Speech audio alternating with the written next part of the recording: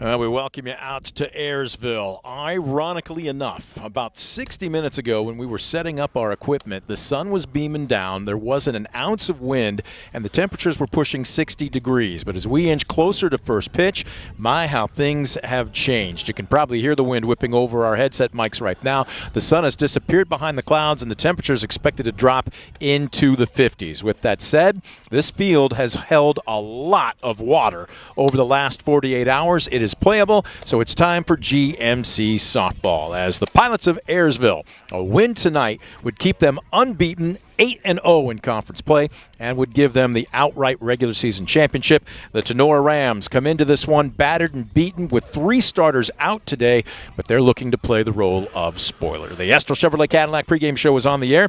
Brent Balbinot alongside Scoop Miller. Scoop, we are in for a contradiction in terms here this afternoon. A very experienced crew for that Ayersville Pilot squad, led by, of course, the Honey Badger, Kendra Waldron, going up against a young but very feisty Tinora group with a ton of underclassmen. So we'll wait and see who is up for the challenge this afternoon. Well, you're right. 2 different styles of clubs. You have Ayersville with 6 juniors and seniors in that starting lineup. Meanwhile, Tinora, 8 freshmen and sophomores in that starting lineup. And, of course, as you mentioned, Ayersville trying to run the table in the Green Meadows Conference, trying to go back-to-back, as they've already clinched their 4th GMC title.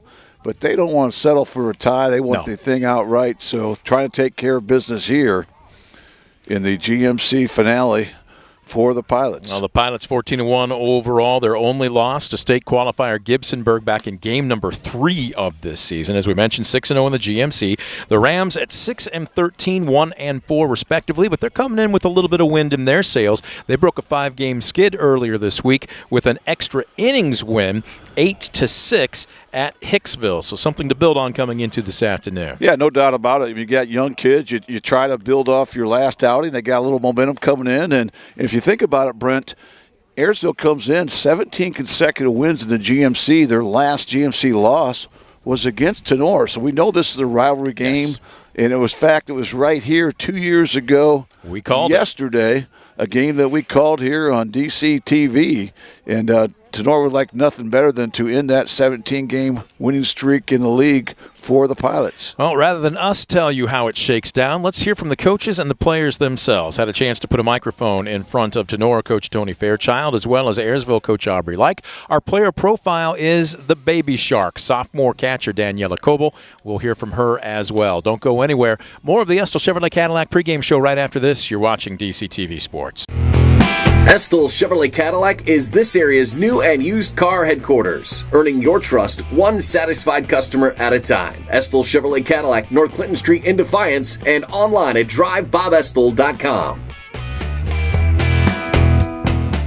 Welcome back. DCTV Sports is on the air with the Ayersville Chevrolet Cadillac pregame show. As they refer to each other as that team across the river. Now, it is a healthy rivalry, but anytime Tinora and Ayersville get together, I don't care if it's football, basketball, softball, tiddlywinks, they want to beat each other. It's more than just bragging rights. Coach Fairchild joining us right now. Brent Balbinot saying thanks for joining us. Before we go any farther, I always have coaches say, okay, you didn't ask me the question that you asked maybe one of our other coaches. So if we're going to make you a pitch man for Ayersville Chevrolet Cadillac, what's the vehicle of choice that you're going to be styling when you ride up to the game in? My pickup. 2014 Silverado, or 2024 Silverado. Right, so I was going to guess you to be a 4x4 guy, but maybe, again, depending on, family matters and that stuff, maybe throw an Equinox in, but you want bigger, better, all-wheel drive. Is that what I'm hearing you saying? Yeah, absolutely. Okay. I think he'd look tough in that. Let's talk about a tough team right now. You come in, finally snapping a 5-game skid earlier this week, an 8-6 win and 8 innings over Hicksville. What did that win do earlier this week for this team's confidence? It felt great finally getting a win. We've been so close here lately, losing by a run here, 2 runs there, a run here, to finally get over that hump and actually bring this one home. Bring that one home was nice. All right, you brought it up. I wrote it down here. Proof that I did do some game prep.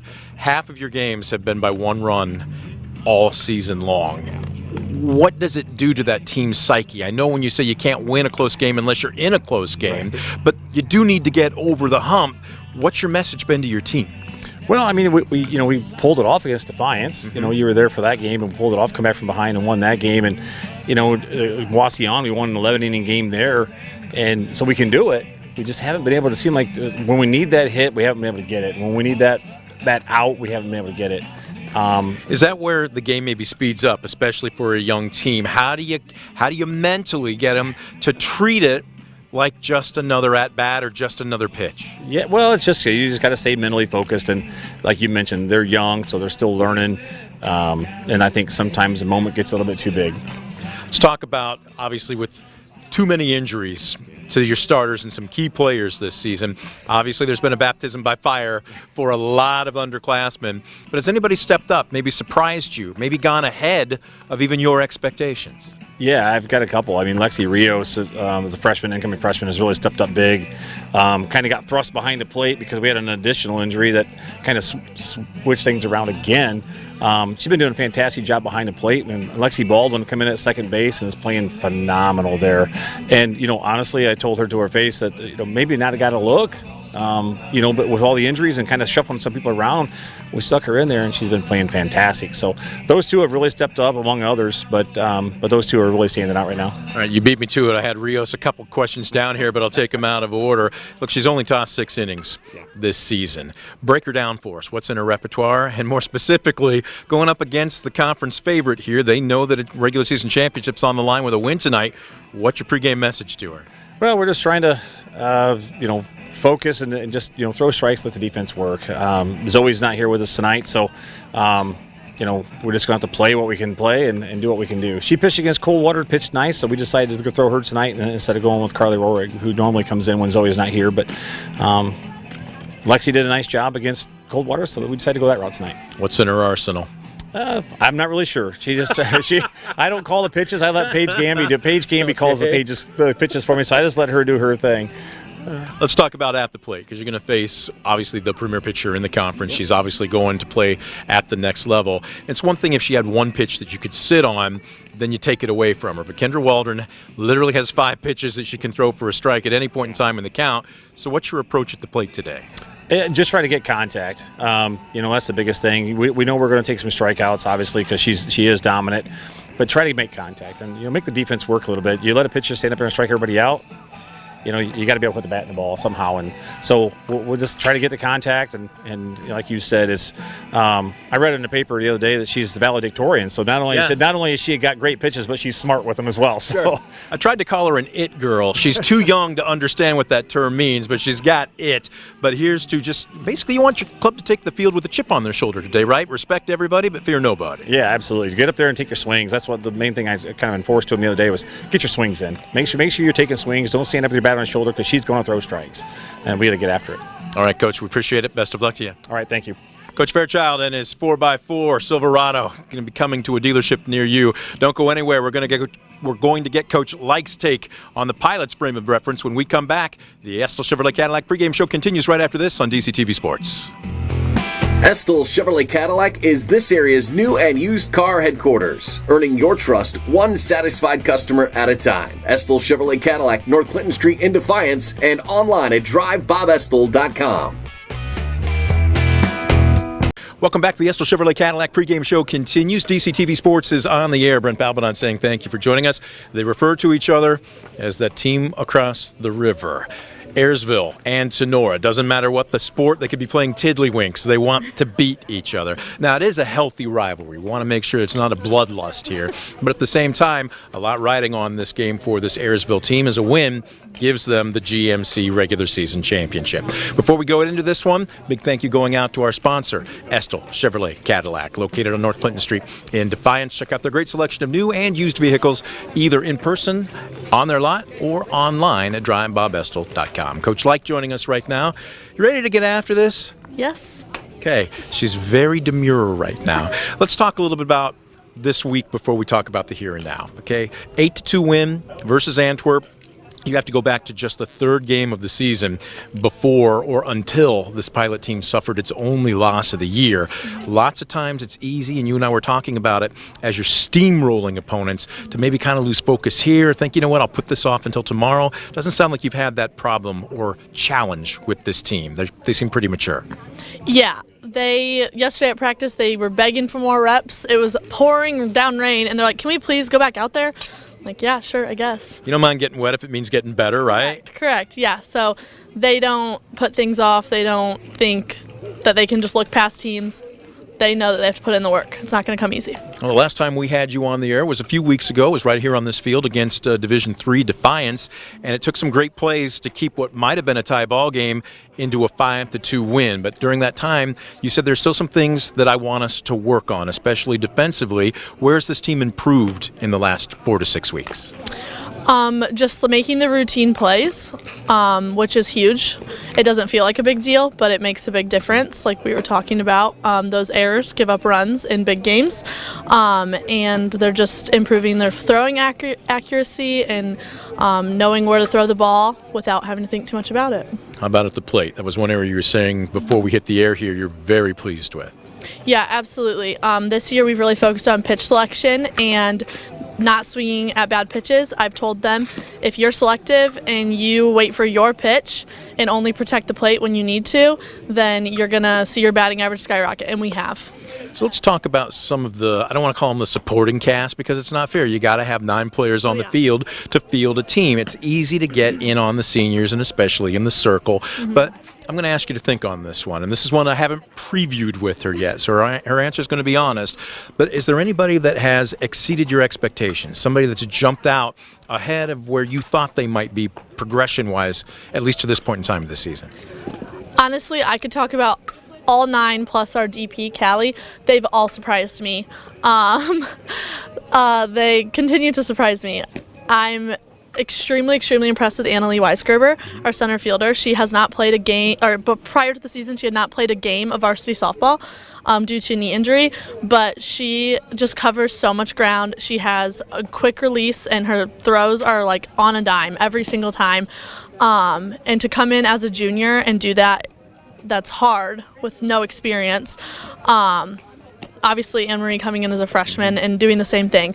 Our outfield, they cover a lot of ground. Yesterday we were doing situations with runners, and my dad, assistant coach, was trying to put the ball in little shallow areas and in the gaps, and he's like, gosh, they just keep catching the ball. It's hard to get the ball down. You can't coach speed. Good thing to have it. Yeah, let's talk about today's opponent, Tinora. Now, again, they've battled a ton of injuries, and the record is somewhat deceiving. They are coming off a big win earlier this week, and they've got some hitters. Matter of fact, 3 players in that lineup that are above 400. You can't just groove against them. Talk about the Rams this afternoon. Yeah, from what we're seeing, they're good hitters.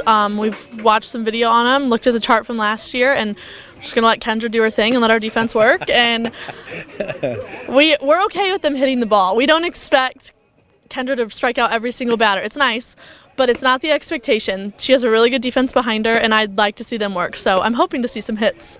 The calendar, when we flip it today, is going into May. Yes. You've got 2 weeks left to go in the regular season, and then we're talking postseason. How much better can this team still get? I always say much better. Okay.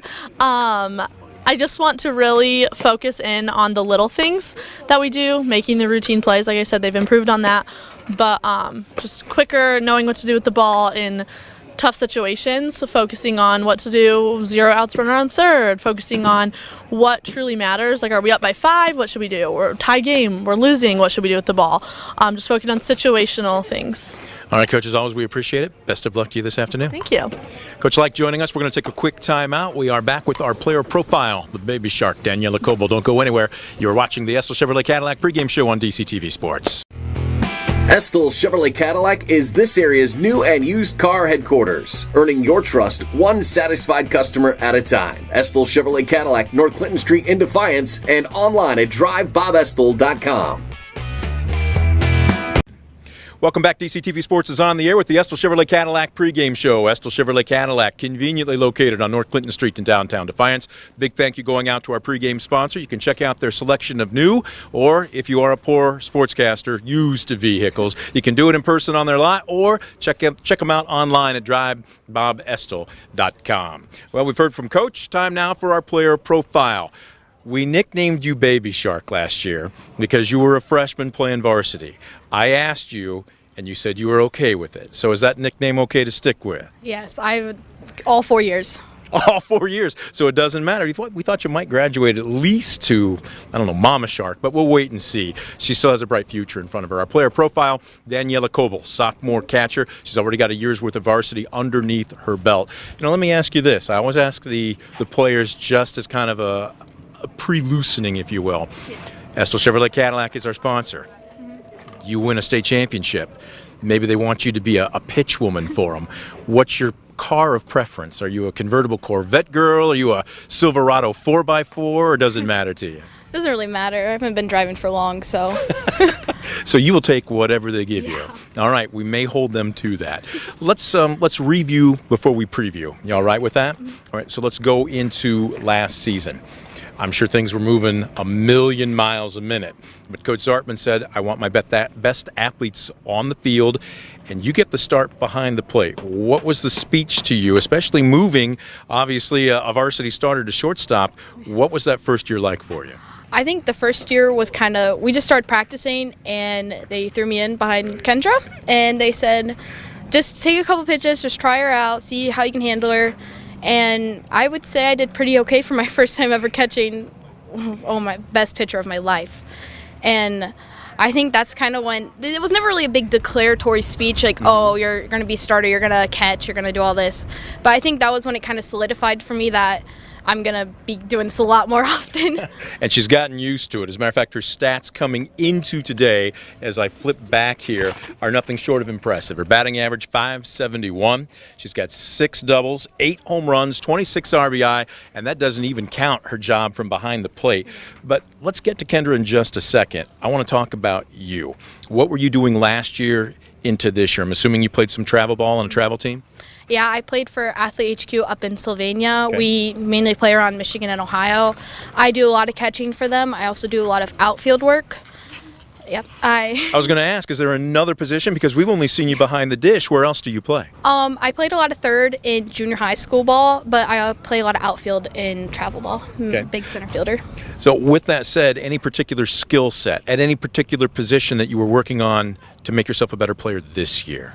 Not really a skill set for softball, but I worked a lot on my speed and trying to get my running form better. I know it's not the best, but that was a big thing that I knew going into this. Like, I had to get faster, and I knew it's sometimes take those make or break singles into solid singles.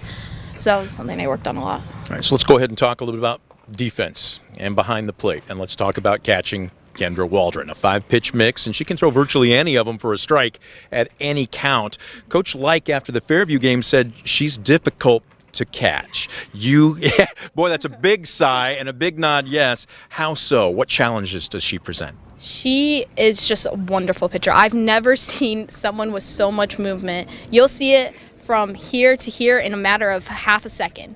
So you almost have to put trust in her and predict what's going to happen, but she is the most accurate pitcher. You call it there, it's going there. You don't have to worry about it going on the other side of the plate or going over your head too much. So yes, it is harder because she has a lot of movement, and it's really good movement, but it's also she's very accurate with that movement. So I would say it's kind of a give and take with her. I was talking with a former collegiate, current professional catcher overseas by the name of Reagan Glanz. If you haven't seen her, look her up on YouTube. But she's talked about how you meet a ball, how you frame a ball. Now, especially with a pitcher like Kendra, where, as you mentioned, a ton of movement, anywhere from half a foot to a full foot. Do you have to frame up very many pitches with her? She is very good about hitting her corners and hitting the river, and so some umps you don't really have to. Some umps would much rather have it in the river than on the corner of the plate, but there's some umps that just really want it to stick that corner. So some umps you have to work harder on, and some umps you don't really have to. So have you found yourself not having to reach out and meet the ball, rather let it get a little bit deeper with you, especially with that much movement? Yeah, it's not really so much framing it, it's just keeping my glove still and just sticking it. it's not really much framing, it's just sticking it. So with that said, you're the underclassman, she's the senior, but are you comfortable going out to the circle and maybe having to talk to her if maybe a pitch is missing or Blue's telling you, okay, it's off here, it's off there? Or, as we will probably jestfully give her a little bit of good-natured ribbing at Fairview, where she sent one about 15 feet over your head. Luckily, the backstop kept it in. Now, she smiled, but are you comfortable going out and having a talk with her? Yeah, I think me and Kendra are comfortable enough with each other at this point where sometimes her big issue, she just needs to slow down sometimes. She just needs to take a moment and pause and collect her thoughts and just get back in the groove. And so normally when I go out there, it's just it gives her a moment to play with the dirt a little bit, just kind of figure herself out and get together. Playing with the dirt, absolutely. You can do that on the field. How about at the plate? You're tearing the cover off the ball right now. You just seeing it well? What's your approach? Do you have at least a general approach when you step in the box? My approach is, if normally the pitcher isn't as accurate, I like to sit on it a little bit because I think it's better to watch it more and fight off a harder count. But that's just personally me. I know a lot of girls don't do that. But I like sitting in the back of the box and watching it, and then I'd rather sit on a slower pitch and then take it rather than just trying to jump on it because I think I can hit it at the front of the box. So you're not going up guessing? No. I have a very, I would say, strategic plan. Let's switch to the student part of student athlete. You got to crack a book. You got to stay eligible to stay in the uniform. Do you have a favorite subject? Probably math. I just really like it. It just comes easy to me. Now, boy, not me. That's why I married a banker. She handles all the checkbooks and all the math in our house. But when you say math, that's a pretty broad-based term. We talking algebra, geometry, trig, any particular discipline? I just finished up Algebra 2 this year, and next year I'm going to be taking Trig and Calc 1, so I'm pretty excited for those. But generally, I really like algebra. As a junior, I am well older than that and have trouble balancing my checkbook. What's the GPA for you? 4.3. All right, so you're on the honor roll? Yes. All right, we're not going to graduate you too soon, but let's talk the here and now. Goals, both individually and team-wise for you guys. I think individually, I know it's kind of a sore subject for Kendra, but we're tied with the record right now, and I'd hate to get so close to not break it, Kendra. I'm sorry. Now, for those that are unfamiliar with it, the record is? It's 8 home runs, currently held by Kendra Waldron for the season, home run the season. She would be your biggest fan if you broke that, though, wouldn't she? Yes, 100%. Yes. Okay, it's a smile over there. We won't pan the camera over, but I'm getting good teammate, good sportsmanship. Right now, most important thing, take care of Tinora. What's going to be the key today? I think we just have to stay confident and stay clean. Like when we played Tuesday, we just kind of got a little too amped, and sometimes we just try to go too fast when we had enough time. I think if we just take it slow, keep it clean, I think we'll be okay. All right, best of luck to you, not just today, but the rest of the season. Okay, thank you. Baby Shark, Daniela Coble, our player profile. Don't go anywhere. We've got the keys to the game and starting lineups right after this. You're watching the Ayersville Chevrolet Cadillac pregame show on DCTV Sports. Ayersville Chevrolet Cadillac is this area's new and used car headquarters, earning your trust one satisfied customer at a time. Ayersville Chevrolet Cadillac, North Clinton Street in Defiance, and online at drivebobestel.com. And there you see the sun beaming down. It's been playing hide and seek behind the clouds. When it's out, boy, it feels fantastic. And when it's not, grab your coat because it is a chilly one this afternoon. This place doesn't have a name, but we've kind of affectionately dubbed it the Pilot Lounge as we get set for GMC softball. Brent Balbinot alongside Scoop Miller as the Ayersville Pilots at 14-1 overall, 6-0 in the GMC, taking on that team across the river, Tinora, at 6-13, 1-4. Time now for your keys to the game, brought to you by Northwest State Community College. Your key to great career opportunities begins with a great education at Northwest State. Visit northweststate.edu or call their admissions office today at 419-267-1320.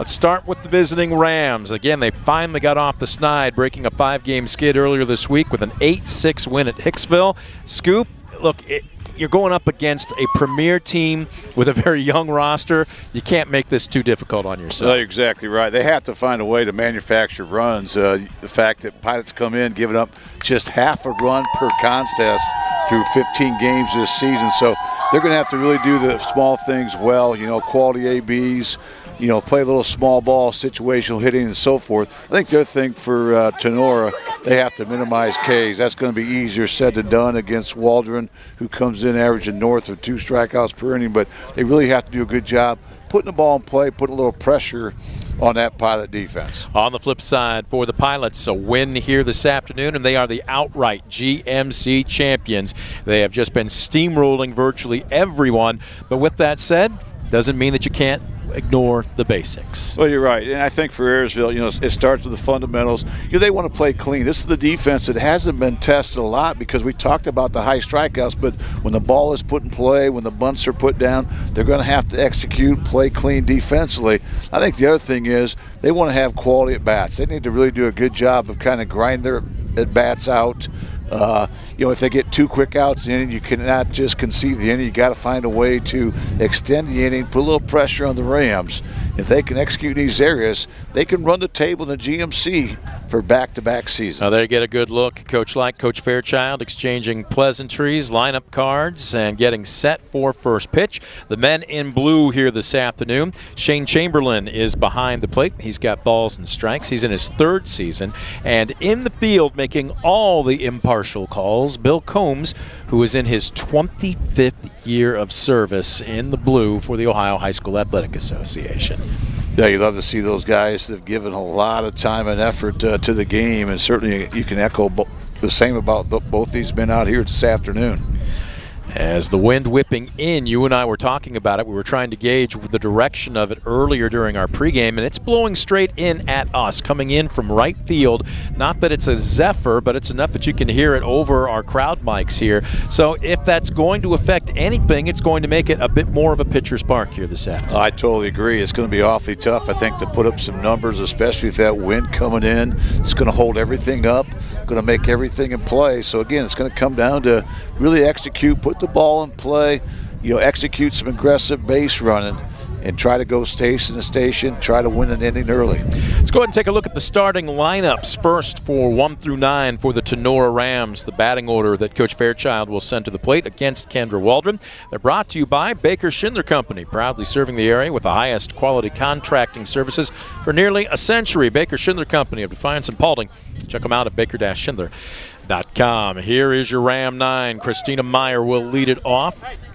Meyer, again, doing a little bit of everything. She's roaming center field, and she's got herself a pretty decent batting average as well, although it has dipped below 200 over the last couple of weeks. Alexia Rios will be in the circle, batting second. Madison Spangler missed everything at shortstop. For those that tuned in a few weeks ago, she made that incredible double play at Defiance to end the ball game and come up with the upset 8-7 win. She's hitting .472. Savannah Schroeder will be your catcher. This is not her normal position. Again, Paige Gambley got injured during the state wrestling tournament. She is out for the season, so Savannah has been basically pressed into service, and all she's done, Scoop, is hit .439 on the season. Taylor Spangler will bat fifth. She'll be playing third base. Carly Carpenter will be your first baseman, batting sixth. Bottom of the lineup is as follows. Nayla Flannery will be roaming right, batting seventh. Lexi Baldwin at second will hit eighth. And your designated player, Haley Squires, batting ninth. Let's take a look at the defense for the Ayersville Pilots. And no real surprises here this afternoon. Those are the Rams. We'll get you those here in the next inning. But for the Pilots, again, you saw her as our player profile, the sophomore Daniela Coble behind the plate. From left to right on the infield, it's all upperclassmen. Ava Sigler, a junior, at third. Senior Ariel Brown at short. Senior Allison Eldridge at second. And junior Aubrey Limber at first. From left to right in the green, it goes senior, junior, freshman. Michaela Laker Sierra, who made a fantastic throw in our last ball game here against Defiance, gunning down what would have been then the tying run at the plate. She is in left. Annalie Weisgerber, who missed all of last season with an injury, roaming center, and freshman Anna Marie Sigler is in right field. As the warm-ups for the Honey Badger, Kendra Waldron, have finished up. All the senior has done is pick up where she left off a season ago. She is 14-1 on the season with a 0.45 ERA. 93 innings pitched, 33 hits allowed, just 6 runs all season long, 17 walks against 202 strikeouts, and opponents hitting just an eyelash above 100 at 104 against her. As the first pitch to Meyer is off the mark, ball one, and we are underway. Waldron sets, deals, brings the heat high and inside, swing and a miss. Well, if you had a chance to watch our Ayersville Chevrolet Cadillac pregame show and our player profile with the sophomore catcher, Daniela Coble, she was really drinking out of a fire hose last year as a freshman. As this one, a bunt laid down the first base line. Heads up play by Limber to hustle in, make the catch, not the catch, but to scoop it up and then make the tag because there was no way Allison Eldridge was going to get to the bag in time. Exactly right. Tremendous play by Audrey Limber that time. An excellent bunt down that first base line, but Limber did a great job anticipating and reacting. Was able to make the quick scoop and quick tag.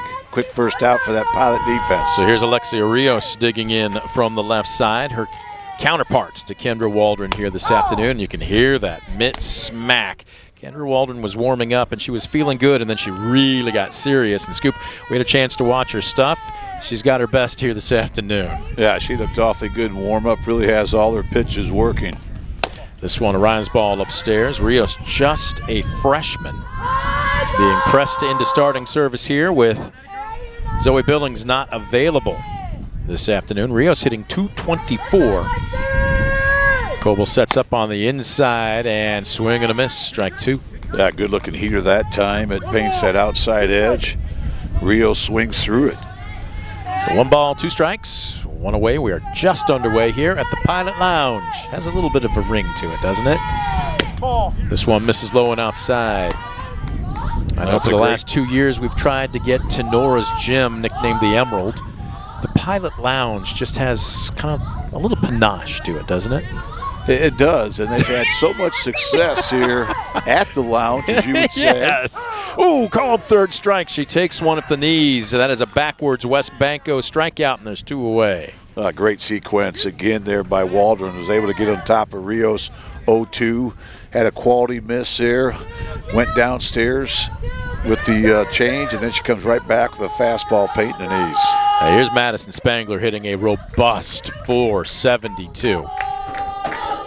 Digs in from the right side and takes a good low strike right at the knees.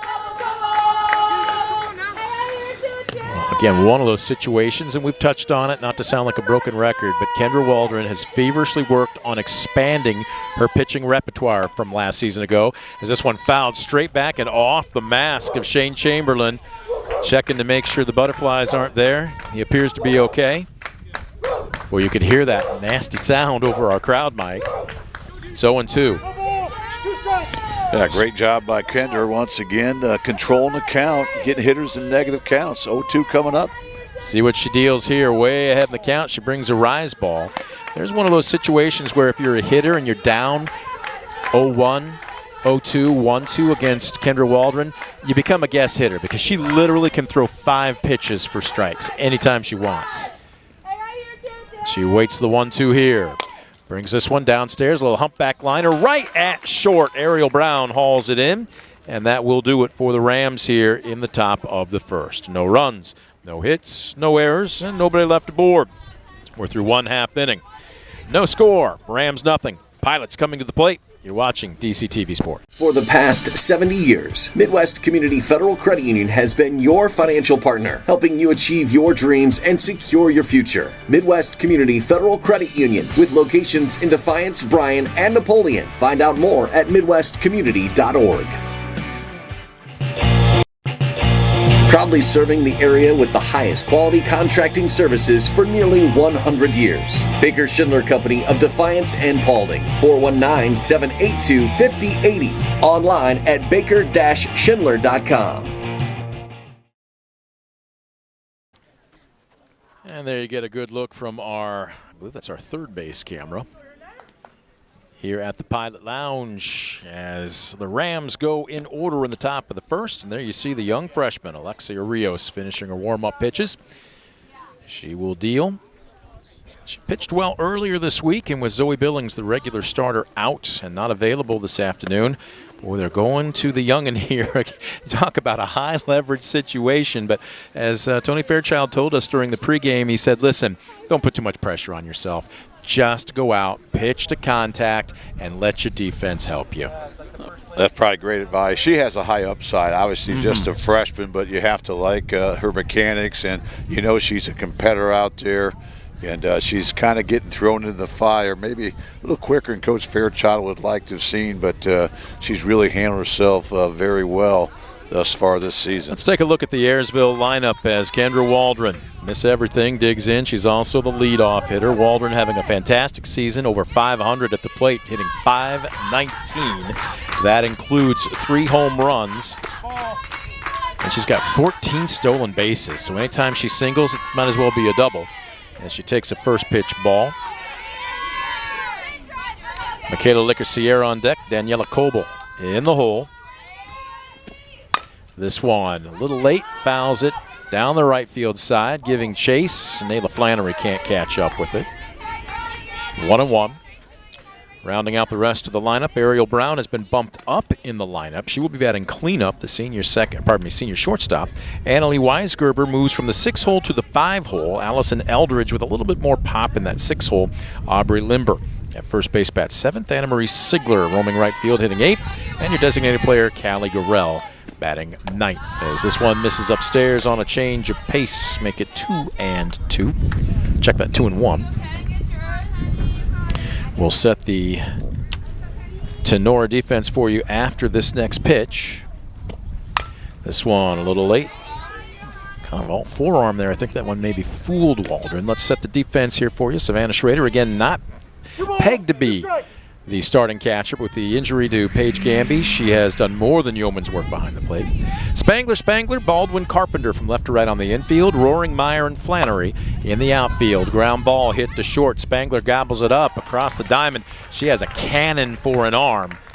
And anytime you can get the leadoff hitter, but especially one that's hitting over 500, boy, you are feeling much better about yourself. That's a huge first out that time for that Ram defense. The fact that Waldron's been that table setter, as you mentioned, all season long, but what a great play that time by Madison Spangler. Did a great job getting the glove down and that rocket arm across the infield. Big first out for the Rams. So here's Michaela Licker-Sierra hitting right at 500, digging in from the left side, and a rise ball rises over everybody. Ball 1. Scoop coming into today. Don't look. I'm testing you on this. I sent you these earlier, but I'm looking at how many players on this. This one fouled straight back. I thought you might have had a shot at that if it come down with a little bit more English on it. Souvenir. 1-1. How many in this Ayersville lineup entering today are hitting 400 or better? Care to take a guess? I'm going to say 6. 5. As this one a worm burner. Well, they have some really good offensive numbers. You mentioned right there, 5 kids north of 400. Yep. Also, that offense comes in scoring just under 8 runs a game, 7.8 runs per game on the season.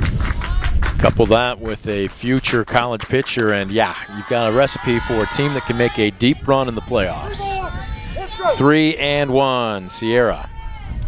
Rios has gone to the rise ball a couple of times, but it doesn't look like she's quite got the release point down on it yet. Rios has only thrown 6 innings all season long. She's allowed 9 runs, all of them earned. She's walked 6 while striking out 2, now make it 7. So that's the 7th free pass of the season. Michaela Licker-Sierra is aboard, and don't look for her to stay at first base for too long. She has double digits. Oh, I stand corrected. It's Weisberger that has 11 steals. But I would also say this. She's probably going at some point in time as Daniela Coble digs in, checks a swing, and takes strike 1. Well, she's probably going the fact that Coble comes in hitting .571. Yep. So it certainly has gap power. Coble with 4 doubles, 8 home runs on the season. Looking at a 1-1 count. Trying to get her mechanics down a little bit. I can tell you this, nobody outworks the sophomore in the box right now. As this one well struck in the 5-5 hole between short and third. Nice job to get her hands out, roll over and pull it, and that's a heads-up play. Quick speed by Licker-Sierra as the ball got bobbled a little bit. Despite the play being right in front of her, she takes an extra station, and Coble does the same, and now all of a sudden 2 runners in scoring position for Ariel Brown. That's great heads-up base running that time by Michaela Licker-Sierra. That's why you go hard all the time, and Absolutely. then you see a little hesitation, a little bobble. you go for that extra base. She took it, and heads-up play there by Coble to follow her up, as that takes the double play out of the equation. And are we having a pinch runner here or a courtesy runner at second? And I didn't get the number because she's got her windbreaker on. So I believe, if I'm looking at her correctly, and from a distance here, I think that's Peyton Ensign. So Peyton Ensign into courtesy run at second. All it took was one pitch. Brown laces this one into right center field. One run is home. Ensign slides for style points, and it's 2-0 Pilots.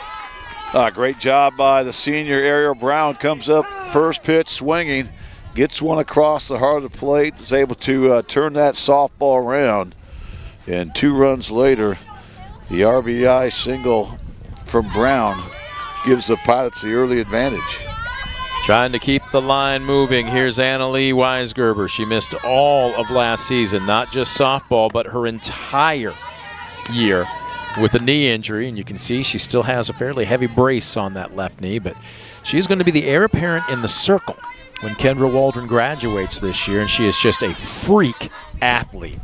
As this one in the dirt, Brown is off with it. She's into second standing up. Well, Brown was going all the way on the pitch that time, but once that got away, it made that a stand-up stolen base for Ariel Brown.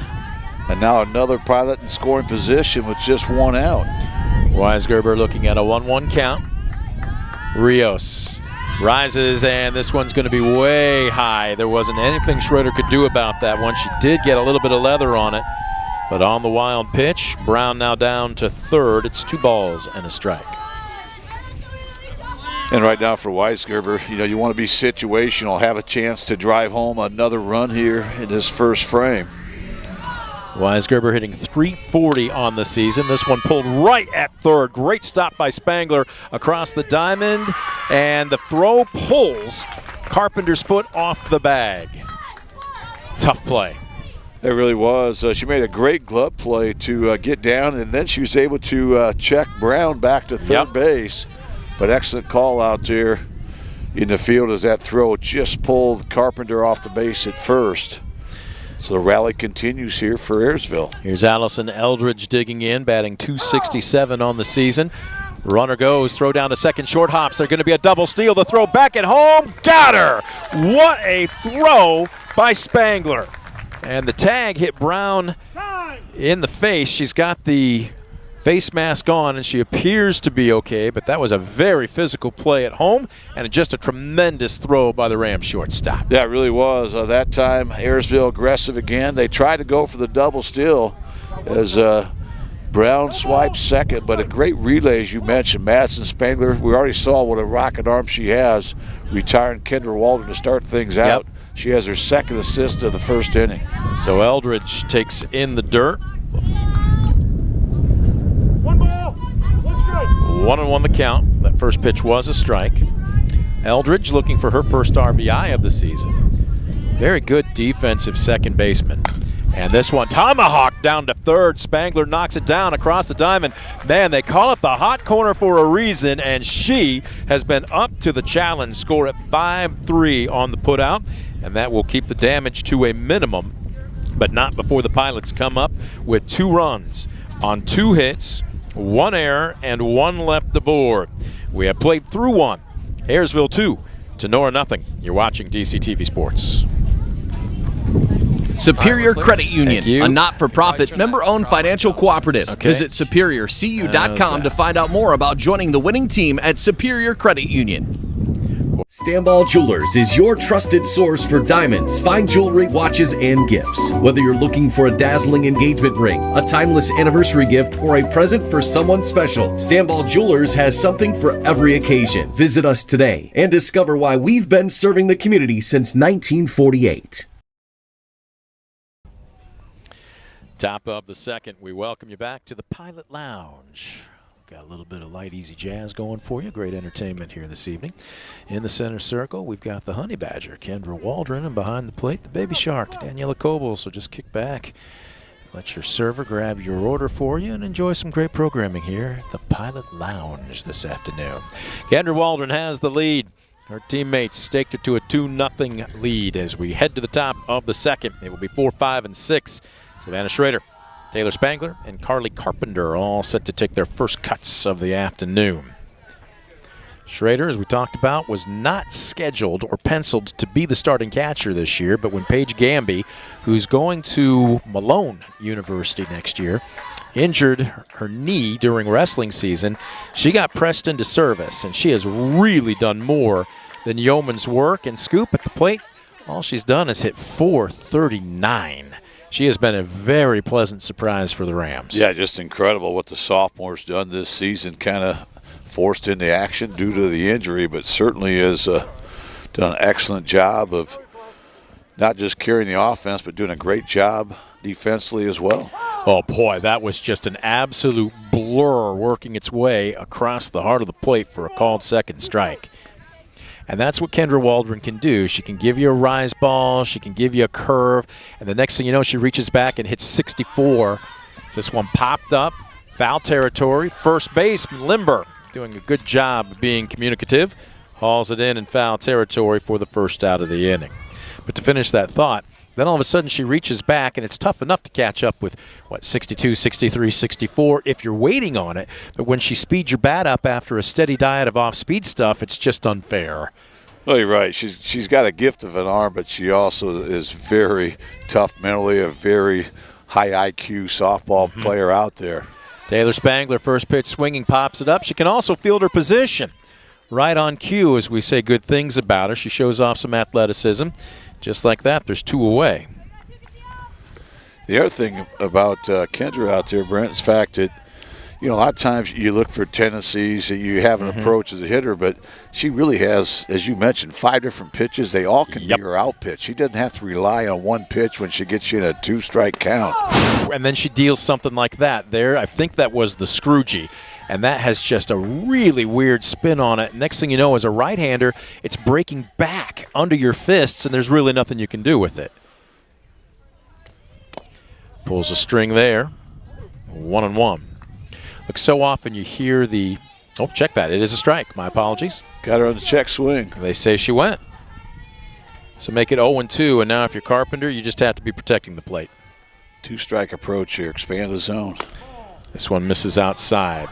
Point I was going to get at there, though, Scoop, how often do you hear the phrase, and especially at the college level, coaches will say, look, you're a great thrower, but you're not yet a pitcher. And the meaning behind that, as we wait for the 1-2, fouled straight back. We'll do it again. So many college coaches, and it's no fault of prep athletes, but let's be honest, most of the time, there's 1, maybe 2 hitters in a lineup that you really have to be aware of, and then you can throw whatever you want to the other 7. So you are a thrower more than a pitcher. So this one chopped down to third, goes just foul. That's a really nice job of Shane Chamberlain getting out of his stance and following that ball down the third base chalk, making the call. It was right on it. And that can be the separator, Brent, when you get to that next level, the fact that everybody really has a gift of an arm. You've got a lot of good throwers, but you need to understand how to pitch, Exactly. and certainly Kendra has that. Tell you what, Carpenter's been very pesky here. Third pitch fouled away with 2 strikes.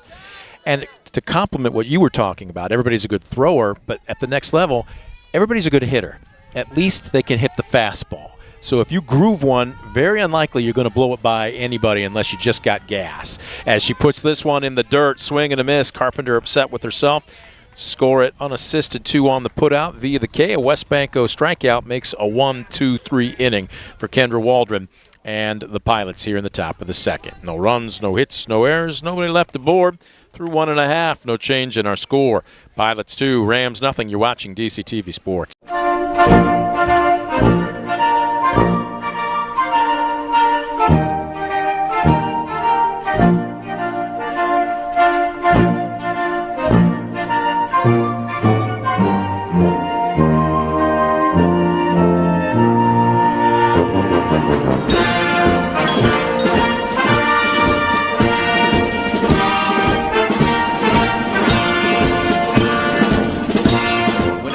Or natural disaster throws a penalty flag, let ServiceMaster Restore work for you. Anything from minor cleanups to complete overhaul and rebuilding. Contact ServiceMaster by McCann.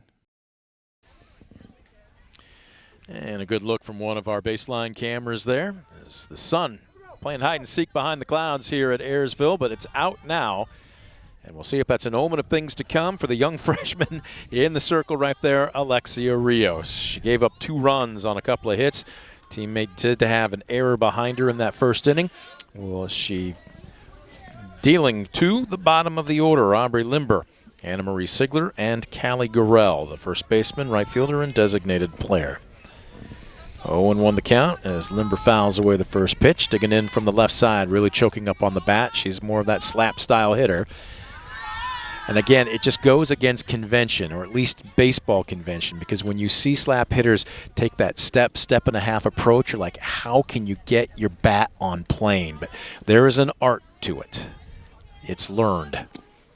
And this one runs her inside, and there's where, again, a savvy pitcher, and that was a great pitch by Rios, realizing what she was trying to do, got her tied up. Tremendous pitch that time by Rios. The bottom fell out, and you saw Limber just kind of swing through it, trying to tap it to the left side.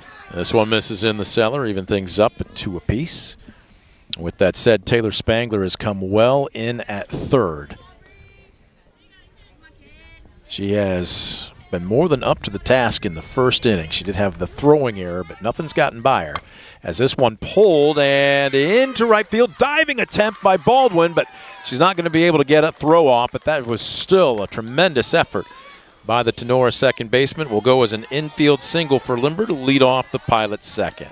Great at bat that time by the junior. Aubrey Limber stayed with it. Good 2-strike approach. Got something that she could kind of pull the right side. Tremendous stop by Lexi Baldwin, but no way to throw out Limber as she gets an infield single. So that'll bring up Anna Marie Singler as this one hit her. Hit batsman. And just like that, the first 2 hitters aboard here in the second for Ayersville. All right, now if you're Pilots, you want to take advantage and tack on. They had a fantastic start. They scored 2 in that first inning, threw up a 0 defensively. But now you want to extend the lead. You don't want to sit on a 2-0 ball game. Golden opportunity here as Gorell comes to the plate. Hitting .263 out of the 9-hole. This one, as Daniela Coble said in her pregame player profile interview, middle of the river. 0-1. Wind starting to pick up, blowing in from right field. Rise ball a little too high. 1-1.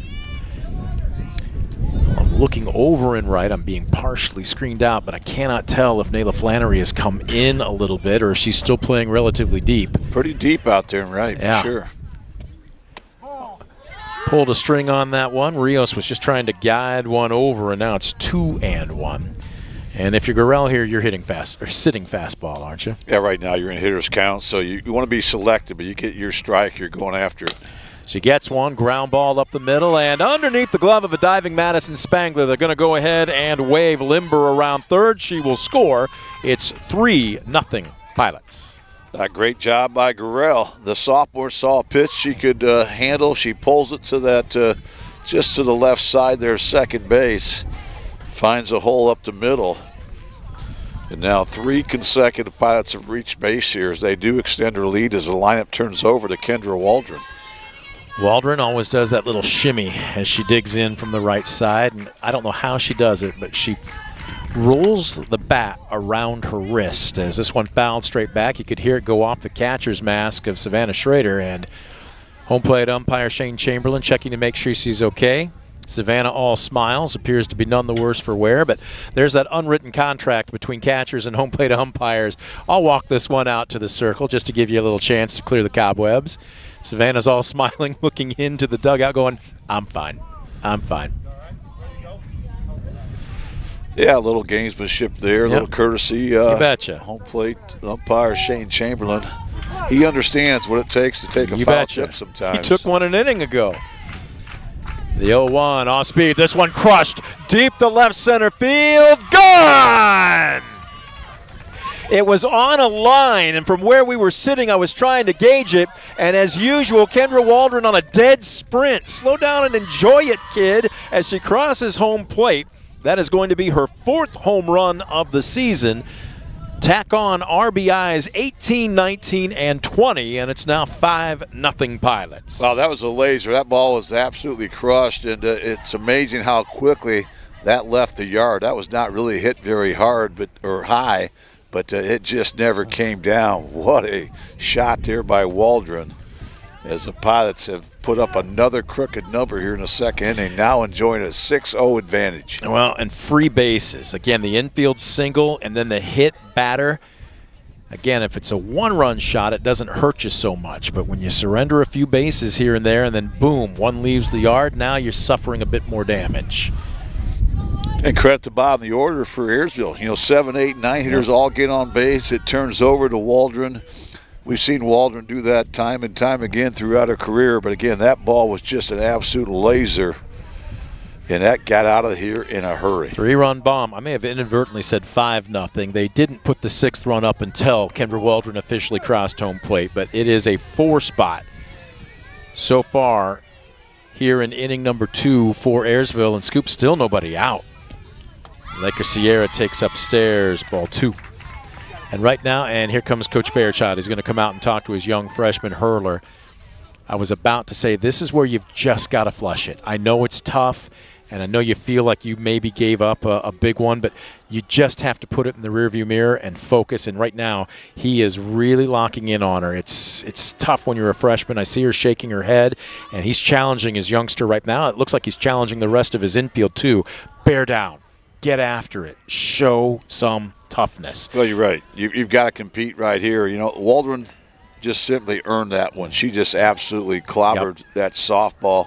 You tip your cap to her. Yeah. But, again, what you have to eliminate is the freebies. Yep. We've now seen a couple pilot walks. We saw the hit batsman. In fact, all the freebies to this point have come around to score. So that's what you have to minimize. You're not going to no-hit a team like Ayersville, but you want to limit those freebies. So here's the baby shark, Daniela Coble, 1 for 1 with a run scored. Single just an inning ago. This one well struck, deep to right center field. Meyer going back, and it's over her head. Laker Sierra. Boy, she looked back over her shoulder as she was crossing second. Not quite sure if that ball had gotten down. That's where you need to just check in with your third base coach. And it's going to go as a double deep to right center field, and the Pilots keeping the pressure on. How about Coble here in the second inning? She's halfway to the cycle, has the single in the first, now the double in the second. We will have the courtesy runner coming up one more time. And but it's Peyton I love this approach right now from the Pilot offense. They're attacking early. They see that fastball in the count. They're coming out aggressive, and that time Coble was able to get a first pitch fastball, hits it to the gap in right center field. You talk about first pitch swinging. Ariel Brown took the first pitch she saw an inning ago and launched it into right field. It went for a 2 RBI single, and we'll see if she's going to be aggressive here. She is, and this is a shot up the middle into center field. It will score at least 1. Laker Sierra scores. Ensign will stop at third. And the hit parade continues here in the second for the Pilots. Great job by Ayersville. You always say hitting's contagious. We've seen it here this afternoon, but again, a lot of it comes to that aggressive mindset, that aggressive approach. When they see that fastball early, they have not missed it.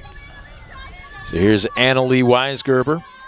Reached on an error, takes upstairs. Was stranded at second after stealing a base last inning. How about Ariel Brown? 2 at-bats, 3 RBI. 2 pitches. Yep. And Brown's off. They're going to throw down to second. That's a beauty. And did she stay on the bag? Waiting. I can't see it. I'm screened out. They're going to try double steal. And Ensign's thrown out at home. But more importantly, Spangler is down. Is she okay? The throw got her, so it's going to go as a double play on the double steal. But the question is Spangler okay as she's hanging on to her wrist right now?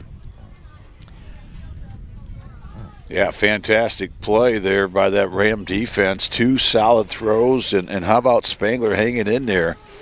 But, wow, she took a blow there. Brown was all out, a hard slide into second base, but it will go down as one of those unconventional double plays. Yep. You just hope Spangler is going to be all right. She's a tough kid. They're going to keep her in. And there you take a look at a little bit of an infield meeting. Spangler trying to work that wrist around, make sure everything's where it should be. But clearly I'm guessing she took either a foot, maybe a cleat on that hand. She's smiling. Yeah, just what a tremendous play once again from that Ram defense. Getting 2 on the double steal. How about that? The rare 2-6-2 double play is digging in again. Weisgerber looking at a 3-0 count now. This is where I was somewhat surprised, too, that Ensign didn't slide. She kind of came in and short-stepped home plate, and Schrader was right there waiting for her like a welcome wagon. As this one misses low, ball 4. Weisgerber heads down to first. That'll bring up the senior Allison Eldridge, who grounded out to Taylor Spangler back in the first inning. Eldridge takes a riser. Snap throw down to first. Schrader knows how to play the position, Scoop. I know we're talking about how she was pressed into service here, but she has a real feel for how to play catcher. Yeah, they just about recorded all 3 outs this inning with the aid of her catching. Defensive arms. The 1-0. This one popped up right side. Flannery's there, makes the catch. And that will do it for the Pilots here in the bottom of the second, but not before they come up big. 5 runs on 1, 2, 3, 4, 5 hits. Of course, the big blow, the 3-run homer by Kendra Waldron. As we head to the third, Pilots out big, leading 7-0. You're watching DCTV Sports. At Arthur Law Firm, we understand how overwhelming life can be after being seriously injured in a car accident. With over 50 years of experience, Arthur Law Firm has a track record of getting the results you deserve. When you don't know where to turn, get answers with Arthur. Call us today. WestBanco, building a better bank every day since 1870. Community-focused WestBanco. Find out more at westbanco.com.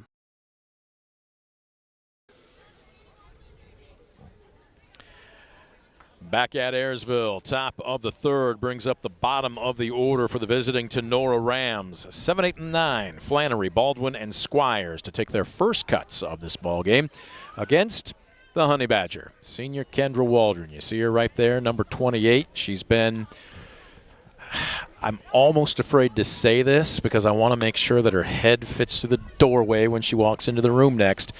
Scoop, she's been a superstar. And we saw her as a sophomore, and we knew that she had some tremendous talent. But what she's done is improve on it.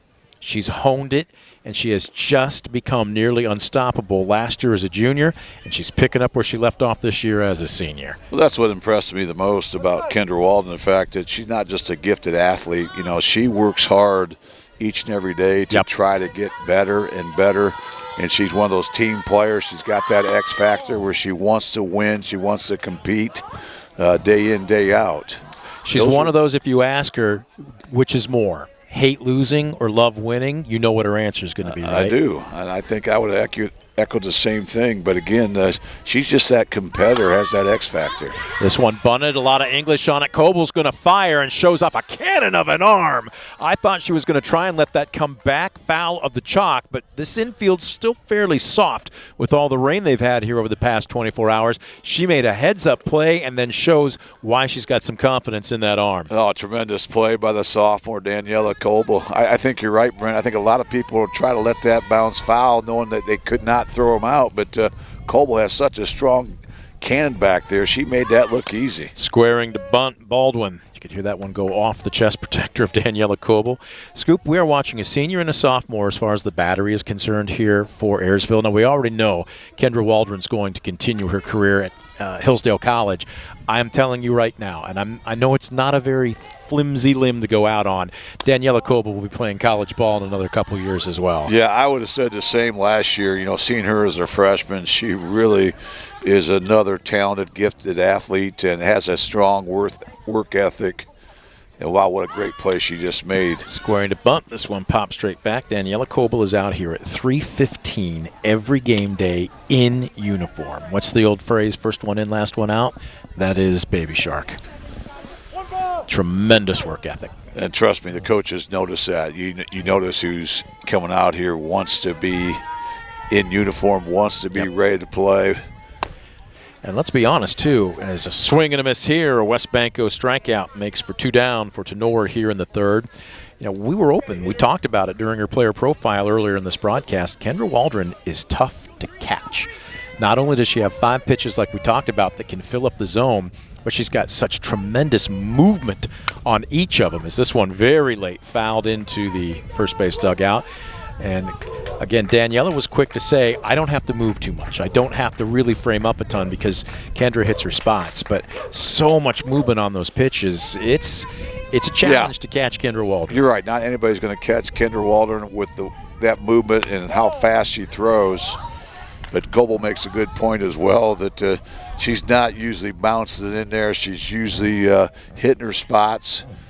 She'll try to expand the zone, see how far she can go inside and out. This one fouled straight back as Waldron brought it straight down central. One thing that I see from Daniela Goebel, and hopefully we'll be able to get a view from this angle, and even this one, but she finishes as she receives with her mitt parallel. She never has it tilted one way or the other as that one fouled away. And any catching coach will tell you when you finish with your mitt parallel to the ground, that's the last thing that the umpire sees. You can steal as much as probably 2 or 3 inches anywhere from low to high or inside or outside because it frames the pitch up so well. Like you saw right there. Strike on the inside corner, Daniela. You make me look good. That's all I can say. West Banco strikeout to end the inning. No runs, no hits, no errors, and nobody left aboard. We are through 2.5. No change in our score. Pilot 7, Rams nothing. You're watching DCTV Sports. Discover top-quality healthcare education at Northwest State. Our instructors have real-world experience, so they know how to prepare you for great career opportunities. Northwest State, where you'll get the top-quality healthcare education you need to succeed. Estill Chevrolet Cadillac is this area's new and used car headquarters, earning your trust one satisfied customer at a time. Estill Chevrolet Cadillac, North Clinton Street in Defiance, and online at drivebobestill.com.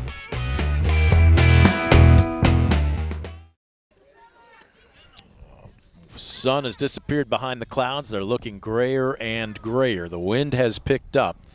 And do we have a new pitcher? Yes, we do. This is going to be number 21. Or do we not? Yeah, this is Carly Rorick is now in the circle for Tinora. So Scoop is I think they just switched Rorick from left field straight switch to the circle. Okay. And Rios will head out to left field. So as I make the change on my defensive chart here, Rios goes to left. Rorig is into pitch. Again, this has made all the more difficult for Tinora here this afternoon by the fact that their starter, or at least their number 1 pitcher, Zoe Billings, who's thrown 95 1/3 innings so far this season, is not available. So they're having to go deeper down the depth chart than they otherwise normally would have. Rorig on the season has thrown 15 innings, allowed 24 hits, 25 runs. Defense has been a little shaky behind her, so only 17 earned. She's walked 13 while striking out 3, and opponents hitting .369 against her. She will deal to the bottom of the order. Aubrey Limber, who led it off last inning with an infield single, digs in from the left side, takes a worm burner outside. Anna Marie Sigler on deck and Callie Gorell in the hole. Scoop, here we are in the bottom of the third, but with a 7-0 lead. I'm not going to put the cart before the horse, but Ayersville puts 3 more runs up on the board, and we will have a shortened ball game. Yeah, right now, if you're Ayersville, again, you want to extend lead. So yep. Did a great job in that second inning. Came back and put another crooked number up with 5, but right now you're just trying to find a way to win the inning. You put up the 0 defensively. This one inside out and lined to the opposite field. And Aubrey Limber has her second hit in as many at-bats. Wow, great job by Limber. She's got tremendous bat control. We saw her last at-bat come up there with 2 strikes, go to the right side. This time she comes up. It just goes opposite. Didn't try to do too much, goes with the pitch. And as you mentioned, 2 for 2 now for Aubrey Limber. This one misses low and inside, and a great bucket stop by Schrader. Anna Marie Sigler, wore one just an inning ago, was one of 5 teammates to come around and score in the frame. Busted open a 2-0 game into a 7-0 affair. This one, a hot shot underneath the glove of Spangler. Limber will stop at second, and the hit parade continues. Yeah, once again, very aggressive approach as Sigler comes up, is able to hit that one on the screws. By the time Taylor Spangler can react, that ball's already in left field, so well done that time by Anna Marie Sigler. Well, that just got on her being Taylor Spangler too quick. As rise ball misses upstairs, Callie Gurrell, the 9-hole and designated player, digging in. Gurrell hitting 263 out of that 9-hole scoop. So again, not hiding. Oh, is this one a chopper? It's going to die on the infield and unable to come up with it cleanly. Rorick is going to have to eat the softball. Yeah, what a great job by Gurrell. One of those swinging bunts. I don't think you could have put it in a better place. We saw Rorick try to get off the circle there quickly to make a play, just no chance. So just like we saw in the second inning, Brent, the 7, 8, 9 hitters all get on base to set the table, and that turns the lineup over for Kendra Waldron, who had that 3-run smash just an inning ago. This one in the dirt scoots off. Schrader goes to the backstop, and everybody's going to advance station to station. Limber comes home on the wild pitch, and it is now 8-0 Pilots.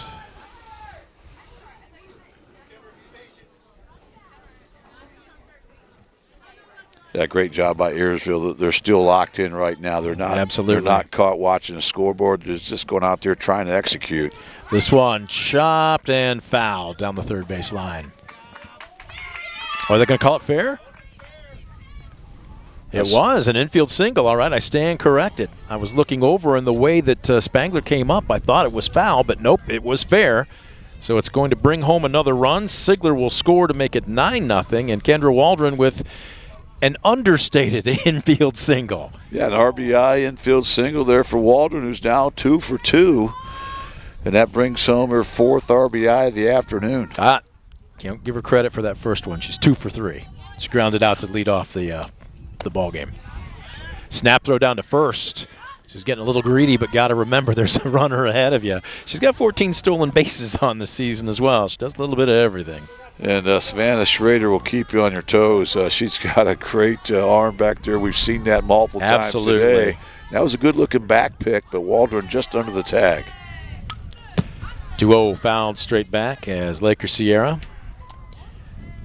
No official at bat so far this afternoon, but still 2 runs scored with a walk and wore one just an inning ago. 2-1. Make it 3-1. Well, anytime you're batting for the 3rd time and you're in the 3rd inning, that's going to be good math for your offense, and it's been that way for Ayersville here this afternoon. 9 runs, yet no one out here in this 3rd frame. And right now, this is where I think a trip to the circle, if you're Savannah Schrader, maybe to go out and just have a chat with Carly Roaring. Just say, hey, hit my glove. Just play catch with me. Yeah, you're right. Right now, just kind of maybe need not just to catch your breath a little bit, but maybe a boost of confidence right now as you're struggling here, and you also have a very good hitter, to say the least. That is an understatement. Daniela Coble entered today's contest the leading hitter on this high-octane Pilot offensive lineup, hitting .571. And this one goes behind her. Nice stop out of her crouch by Schrader. Yeah, great job getting out there by Schrader. That's a tough ball when it goes behind the hitter. She was able to glove it, was able to keep it from going to the backstop. Temporarily scratches a run off the board there for Ayersville. Coble 2 for 2 this afternoon. A single, a double, and a run scored. This one a liner right at second base. Baldwin's got it over to first, and they double her off. Or do they? Yes. Yeah, that time a good-looking swing by Coble once again, but that was a line drive right at Lexi Baldwin. And credit Baldwin, not only did she make the catch, but you always teach your kids, look for that next play, and that's exactly what she did. She was able to throw behind Laker Sierra at first base for the 2nd double play from this Rand defense this afternoon. Ariel Brown, first pitch swinging underneath a rise ball. Ariel 2 for 2 with 3 RBI. The 0-1 misses in the cellar.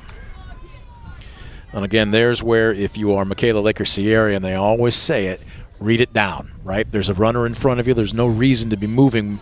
She just got a little antsy. As this one guided over the heart of the plate, a strike at the letters makes it 1-2. That's one of the toughest things to teach your kids on the base is to freeze on that liner and see it through. This one inside.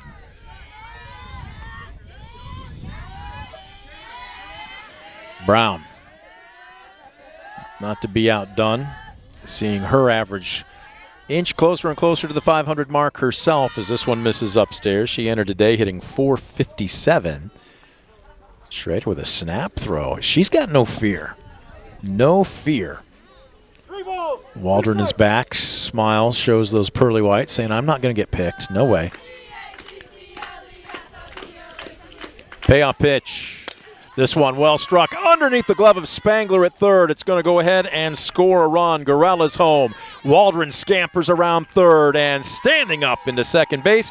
Ariel Brown 3 for 3 this afternoon with 5 RBI. It's now 11-0 Pilots. Have a day, Ariel Brown. Another good-looking approach. Stayed patient, got a pitch she could handle.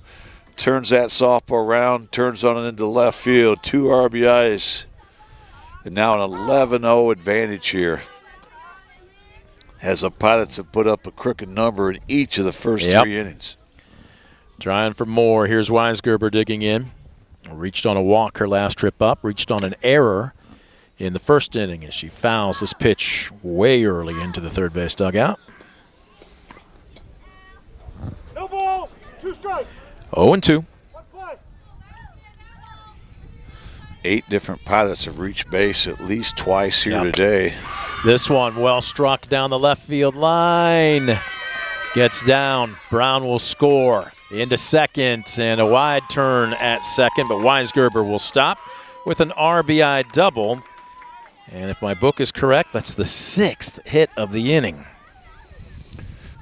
Yeah, yes it is. Again, just the hits continue right now. 13 hits and 12 runs for Ayersville.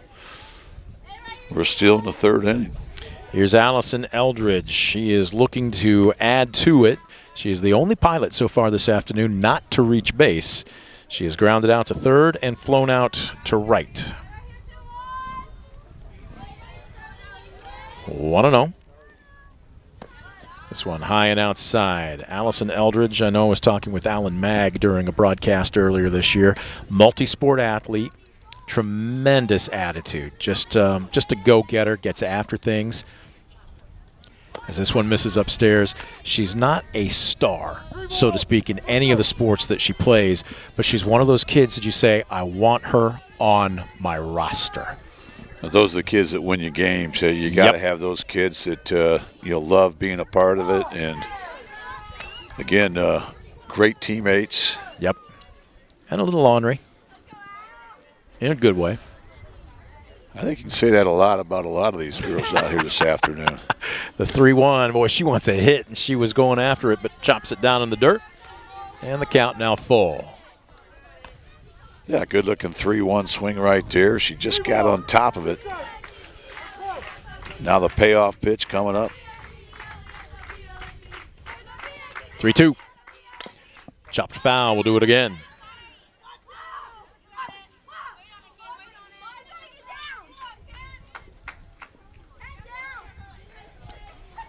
All right, so if you're Eldridge, you know that you're going to have to probably provide your own power here. Roaring is not going to blow it by you.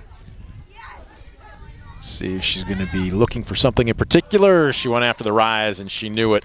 She swung at ball 4. That is going to be a West Banco strikeout, and that will do it for the Pilots here in the bottom of the 3rd, but not before they put up another huge crooked number. 5 runs on 6 hits. No errors. Correct, no errors, and 1 left aboard. We will head to the top of the 4th.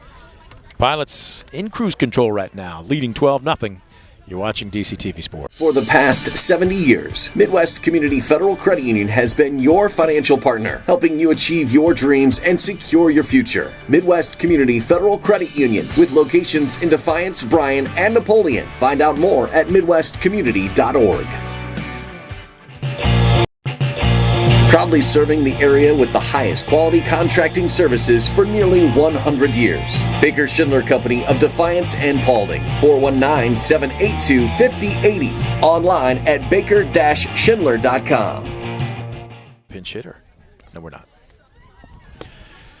Back at Ayersville. Sun has completely disappeared behind some very gray clouds. Now, we know rain is in the forecast for later this evening, but that wasn't scheduled for probably about the 8 o'clock to 9 o'clock hour. We're not quite at 6 yet. As Ayersville, it's just been in cruise control right now, and in particular, that young lady you see right there, the Honey Badger, Kendra Waldron, number 28. As she has pitched right now a no-hit shutout. She will deal to the top of the order. Second time around, Christina Meyer will lead it off. She's not afraid to go inside, outside. She'll go climb the ladder. She'll go downstairs. We saw in that beautiful first pitch strike at the knees. Looking in. Beast mode right now, misses inside. Of the 9 batters Kendra Waldron has faced so far this afternoon, she has struck out 4. Yeah, she's really controlled the count. She has not been in a 3-ball count here this afternoon, and again, really has everything working. This one fouled back, and that was one Meyer wishes she just had back. Again, we've talked about this so often. When you face a pitcher like Waldron who can throw anything at any time, you're going to be lucky if you get one pitch to really work with in an at-bat. And that's when you can't foul it off, you can't swing and miss. And Meyer had her chance right there. Now she's going to have to protect. This one misses upstairs. So this will be the first 3-ball count of the afternoon that the Rams have been in, and Kendra Waldron again has been dominant. We'll see what she comes up with here in the 3-2 pitch. I don't think there's any secret what's coming here. Can you catch up with it is the question. 3-2, she cannot. Swing and a miss, a West Banco strikeout to start off the Tinora 4th. Well, that's 5 strikeouts now for Kendra Waldron. In fact, she struck out the last 3 Rams hitters she's faced. On a roll right now. So here's Rios digging in. Struck out looking back in the first. Swing and a miss. Is that kind of a baby rise ball? I would say that was a rise ball. It had plenty of velo behind it, but it did have some upwards run on it. It was a little late when it did break, but again, I know that's a pitch she's really been working on. This one, chopper down to third. Sigler's got it across the diamond. Way to stay locked in by the junior third baseman. That was one of the things that Coach Leik and I were talking about during her pregame interview. It's easy as a defender to just sit back and kind of go into a coma, so to speak, because you're just expecting Kendra Waldron to strike out batter after batter after batter. You can't do that. You got to stay locked in. You got to stay ready. Well, that's one of the reasons I think we put it as one of our keys, the fact that they don't see a lot of balls hit defensively with Waldron being that high strikeout pitcher, but it is tough when you haven't seen a ball hit maybe in a couple of innings, and now you've got to react and make a play. But how about Ava Sigler that time? Tremendous job to take away a hit. So here's Madison Spangler digging in. She has changed her cleats. I think somebody ran to the Tinora parking lot between the first pitch and now and got her cleats. I was going to ask our camera operator to zoom in on her cleats because she wears a size 10, and she was borrowing a backup's pair of cleats that were 7.5s. And she had to squeeze into those things. But she apparently is now back into the normal fit. And she's looking at a 2-1 count. Off speed. This one pulled, hooking foul. Boy, she gave it a ride. She got a little out in front of her. And again, so often, how many times do you hear a coach say nothing more than a long out? Yeah, that time the changeup, and you saw that Spangler was way out in front of it.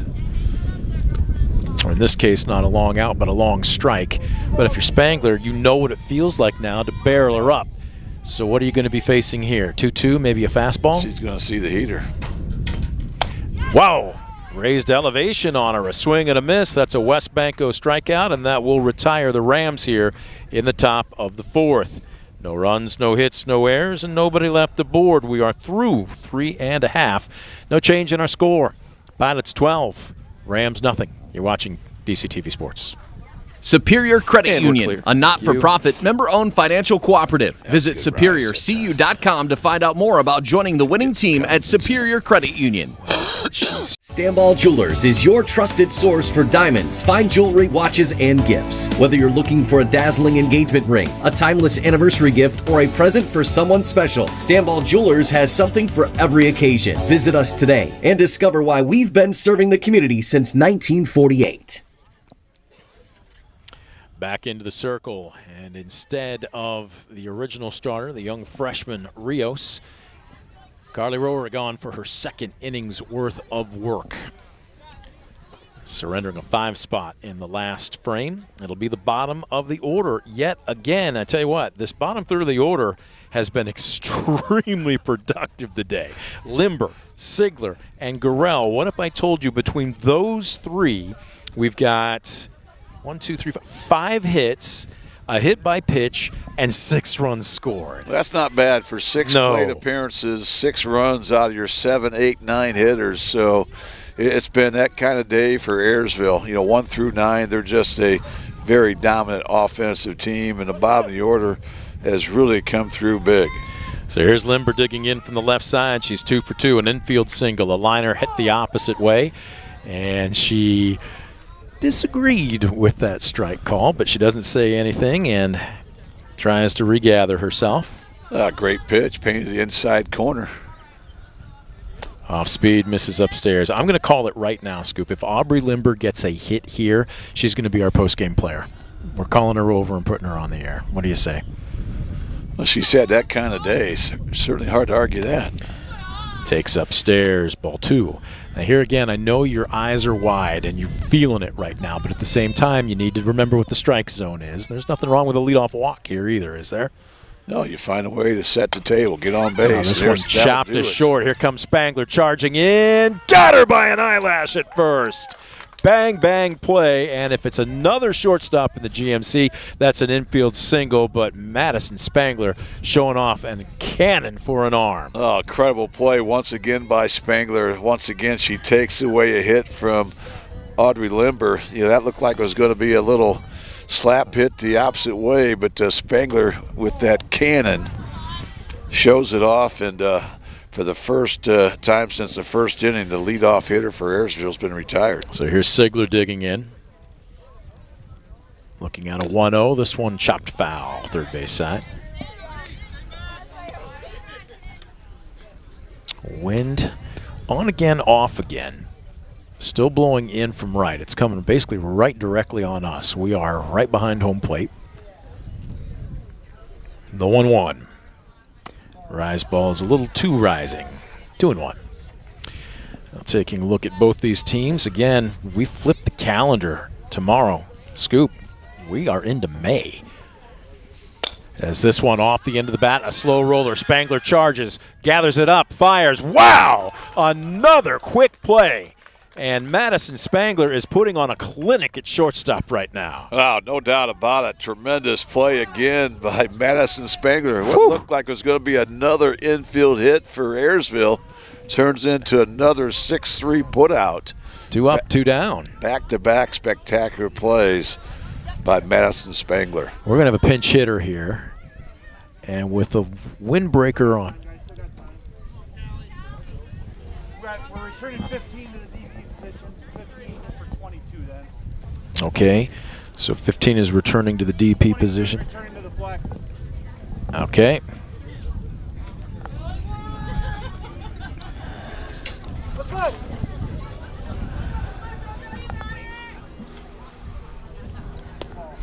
First pitch misses downstairs. If I heard that correctly, 15's going back to the DP and 22's going back to the flex. That's correct. Softball a little different with regard to some of the rules, and this is where, as a coach, you can play a little bit more chess than checkers. 2-0 the count. Whoa, pitch behind her. How about that pick by Schrader? Yeah. Once again, that ball was behind Gorell. She comes up with the pick. Well, Kendra Waldron stands in the on-deck circle. Will she hit this inning is the question. This one down central for strike one.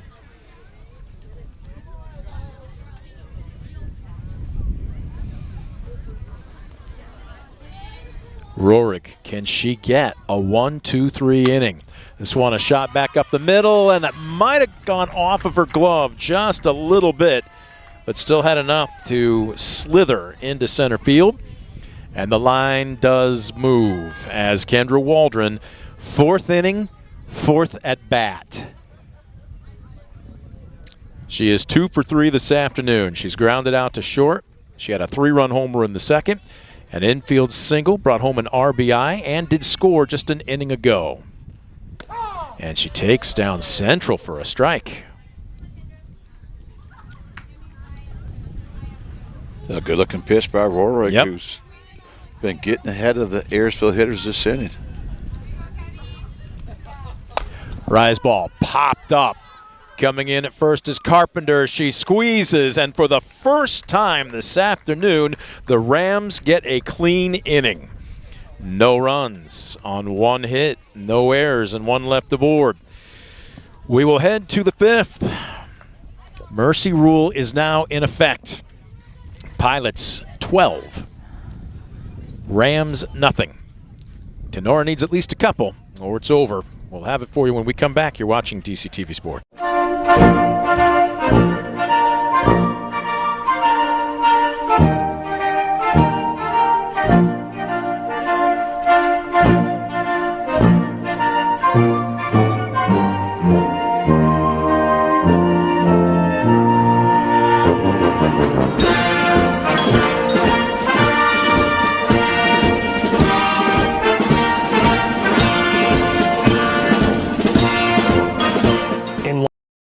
In life, unexpected challenges can test us. If you've been seriously injured in a car accident, you deserve a team that understands. Because your story matters. Call Arthur Law Firm today. We'll fight for you every step of the way.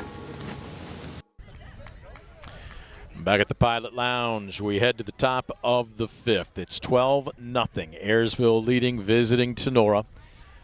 The mercy rule is now in effect, as it will be 4, 5, and 6. Schrader, Spangler, and Carpenter to take their second cuts of the afternoon against pilot hurler Kendra Waldron. And Kendra Waldron, Scoop, you looked over at me in that last break and said we're exactly on 1 hour right now.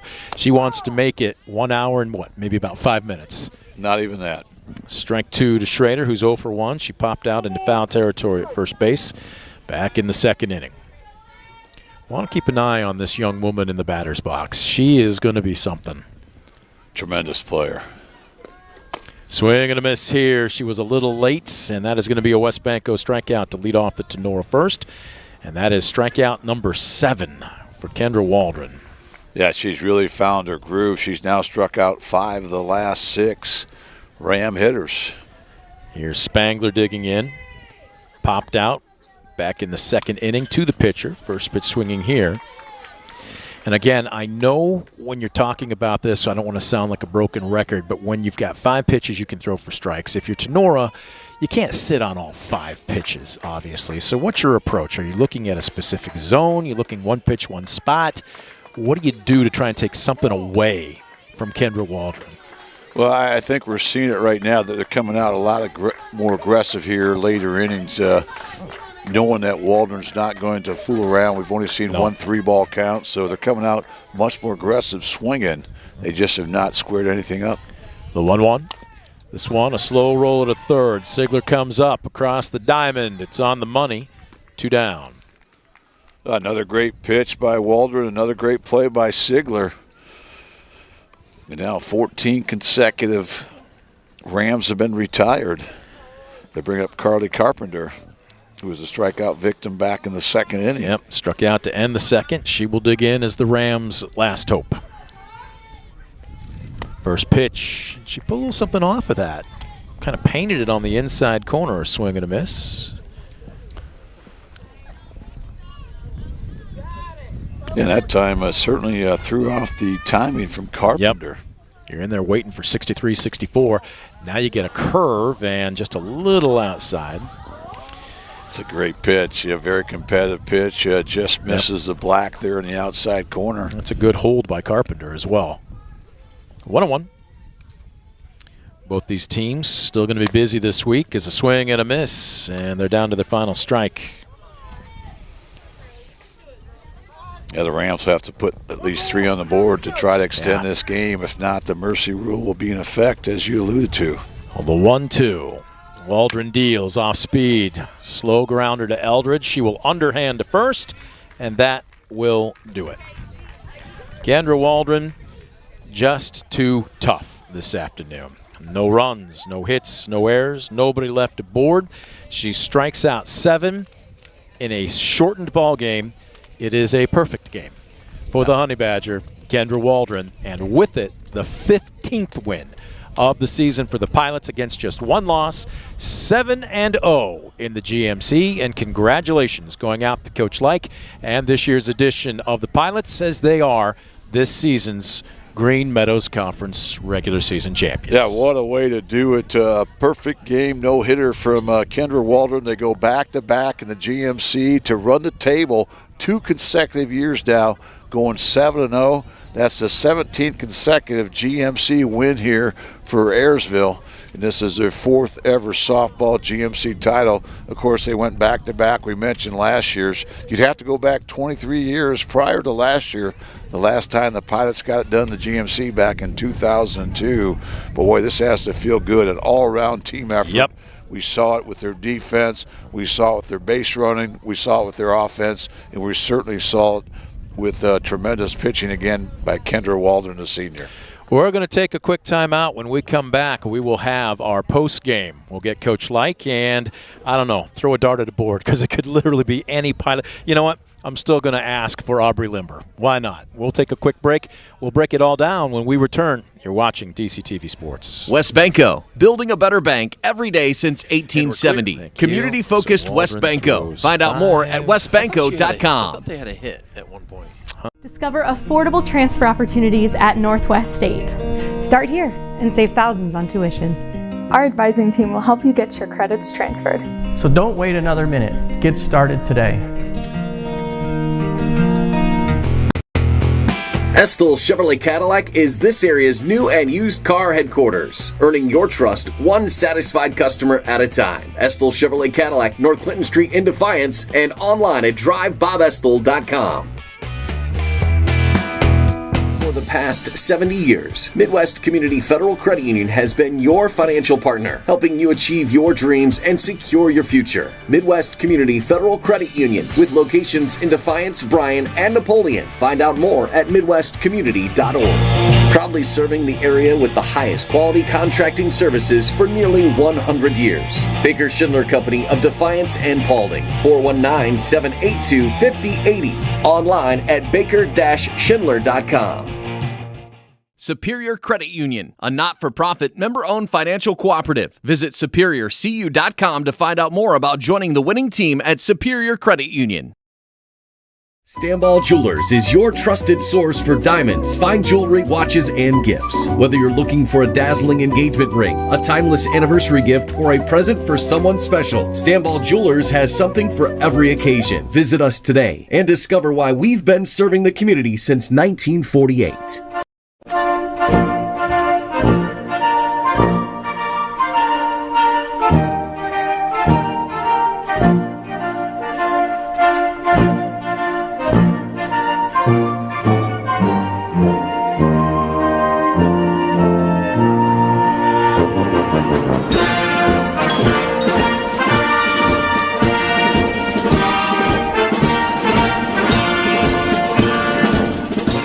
Or natural disaster throws a penalty flag, let ServiceMaster Restore work for you. Anything from minor cleanups to complete overhaul and rebuilding. Contact ServiceMaster by McCann.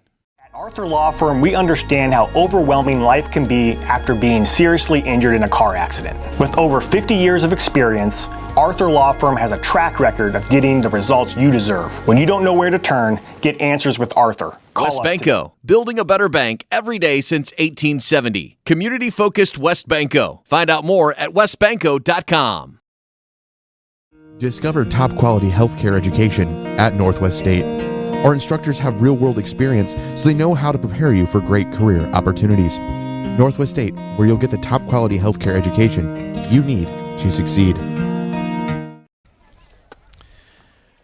Back at the Pilot Lounge, they are celebrating right now, although it's rather low key, but with the win, 12-0. The Ayersville Pilots, 15-1 now on the season, but more importantly, 7-0 in the GMC, and they are this year's regular season champions. Tinora, a future team. Yeah, and congratulations go out to Ayersville. You know, it's never easy task to go back-to-back, especially when you got a big target on your back. You're going to take everybody's best shot, but they've stood the test of time. And, again, to run the table in GMC in consecutive years says a lot about these girls out here tonight. We are going to break this one down, but it starts in the circle. And, again, no surprise, the Honey Badger, Kendra Waldron, nothing short of spectacular. She throws a perfect game, 5 innings, doesn't allow a single run, hit, or base runner. She strikes out 7, and Josh Bush doing good production work there for us. In 57 pitches thrown, 40 were strikes. She's just been dominant, and she continues to do so. Yeah, she really was hitting her spots. And those 17 balls she threw, I mean, most of those were quality pitches. She was up in the count 0-2, maybe trying to hit the outside corner, trying to get the batter to chase on something downstairs or on a rise ball upstairs. She just was masterful, had all 5 of those pitches working. And I love how she really sets the tempo out there. But again, she controlled the count. When you get hitters consistently into negative counts, you get a lot of first pitch strikes. You make it awfully tough on those opposing hitters. And they're getting ready to tear down that first base dugout. We're going to take a quick timeout and try and go over and grab Coach Like and a couple players, so don't go anywhere. We're back with more of the postgame right after this on DCTV Sport. Estill Chevrolet Cadillac is this area's new and used car headquarters, earning your trust one satisfied customer at a time. Estill Chevrolet Cadillac, North Clinton Street in Defiance, and online at drivebobestill.com. For the past 70 years, Midwest Community Federal Credit Union has been your financial partner, helping you achieve your dreams and secure your future. Midwest Community Federal Credit Union, with locations in Defiance, Bryan, and Napoleon. Find out more at midwestcommunity.org. Proudly serving the area with the highest quality contracting services for nearly 100 years. Baker Schindler Company of Defiance and Paulding. 419-782-5080. Online at baker-schindler.com. Superior Credit Union, a not-for-profit member-owned financial cooperative. Visit superiorcu.com to find out more about joining the winning team at Superior Credit Union.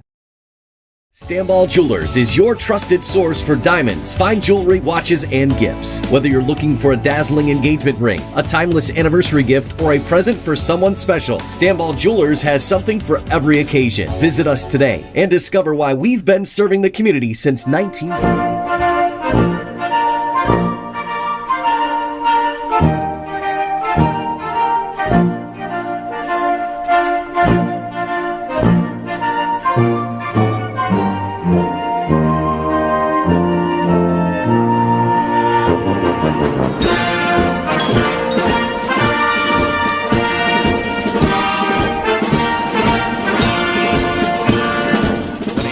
Or natural disaster throws a penalty flag, let ServiceMaster Restore work for you. Anything from minor cleanups to complete overhaul and rebuilding. Contact ServiceMaster by McCann. Okay, we're getting her ready, ladies and gentlemen. Thank you. It's like cutting your food for you at dinner too, right? Yeah. You're a new mom. We welcome you back to the Pilot Lounge, 12-0. As Ayersville takes care of Tinora here this afternoon, and with it, picking up another big win as they go 15-1 on the season. More importantly, though, 7-0 in the GMC, and for the second straight year, running the table in the conference and a regular season championship. Coach Like joining us. Coach, I'm sure it's been 100 thank yous and congratulations down there, so we'll make it 101 here on the air. How's it feel? Great. I'm so proud of them. A woman, a few words. Look, they've been all business so far this season. And again, you've talked about how when you are, in many cases, winning and winning convincingly, what's the challenge to your team? And you were saying it very clearly in your pregame interview. They don't want to slow down. They want to continue to play, but even more so, they want to continue to practice. Scoop, it was pouring rain over the weekend, and they're practicing in the rain. That says a little something about your team's work ethic, doesn't it? Yeah. Where's that come from? It comes from girls that have a lot of softball experience, and they love to win. They're competitors, and last year I think left a bad taste in their mouth knowing how close they were to something really big. It was a historic season, but they wanted more, so they are shooting for that this year. All right, so we got to start in the circle, which is what we normally do. Kendra Waldron, she's basically behaving like right now she's just gone for ice cream. It's just another stroll in the park for her. But what she's doing is setting or leaving a legacy. We had out of, 57 pitches, 40 were strikes. She throws a perfect game. She only has a 3-ball count to a hitter once. And she was just dealing, and it looked like she was throwing all 5 pitches for strikes this afternoon. Yeah. With her, the reason she's just like, oh, whatever, it's because it's the expectation. She sets that expectation for herself, and it kind of rubs off on me, and now I have that expectation for her. I think, like, first inning, I was like, come on, Kendra, you haven't thrown that for a strike yet. But like you just said, it's only, 10 balls? Scoop. When I were talking about it, Scoop, it's almost like you start nitpicking, right? It's like, what can we do to break her down even more? Yeah, we just watched a perfect game, but it's like, we kind of expect it. I mean, that's the kind of pressure she puts on herself, and I think we all kind of do, but she was just masterful today. And not only that, I thought complete team effort as well. You had great approach at the plate. I thought defensively, when the balls were put in play, I thought your kids played really well. They did, yeah. And because they put those expectations on themselves, it's easy for us to have that perfect expectation. But the good thing about them is when we have those high expectations, they don't get offended or mad at us for nitpicking. They take the nitpicking and they change it. Build on it. Yeah. First things first, and we're going to apologize, and I will be the first to do this because I forgot that you weren't going with the flex today, and I accidentally had Callie in at the 9, and it was Ava that went 3 for 3 in the bottom. Ava had 2, and then Callie had 1. So, Ava, peace and love. We're going to get her on the air, but let's talk about the bottom of your order. It's easy to talk about the top half of it, and we did against the Defiance in that game where they really came up with it. But bottom third of your order, going into that last at bat, you had 5 hits out of 6 at bats, 6 runs scored, and I'm looking at it here: 2 for 3 and 2 runs scored, 1 for 2 and 2 runs scored, 3 for 3 and 2 RBI. Is this the kind of consistency that you'd like to see, not just from the top of the order, but from the bottom of the order as well? Yeah, absolutely. Last year, actually in tournament, our bottom of the order is what carried us through tournament. Mickey Shreve's 2-run homer against Tiffin Calvert made the difference in that ball game. I think I was looking, and like Aubrey Limber had a hit against Mohawk. So that bottom half continuing to be strong lets our top half kind of relax, and I feel like when they're relaxed, then they do better. So yeah, having a team that can hit 1 through 9 really helps. And Coach, your offense, you got some runs early. That really kind of takes the pressure off. But, once you got those runs, I was impressed. A lot of times you kind of sit on a lead, but you guys stayed aggressive with that offensive approach. We saw a lot of first pitch swings, a lot of first pitch hits. Is that something by design, or is that is something that the kids have just been really working on? We give them the green light. You see your pitch, you drive it. If they're swinging at bad pitches, I'm going to be on them about, that's not yours. Why are you taking that? I love the aggression. We give them the green light on 3-0. If it's their pitch and they're confident that they're going to drive it, they have the green light. So we kind of give them the freedom to make that choice. Got a little time off now, at least unless you've snuck one in that you didn't let us know about, but your schedule shows next Tuesday.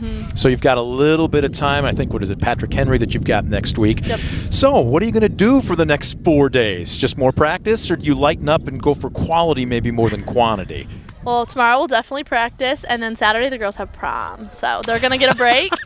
a forced break. If they didn't have prom, they would expect practice, but they'll accept a day off for prom. So Sunday recovery, Monday back to it. All right, so there you go.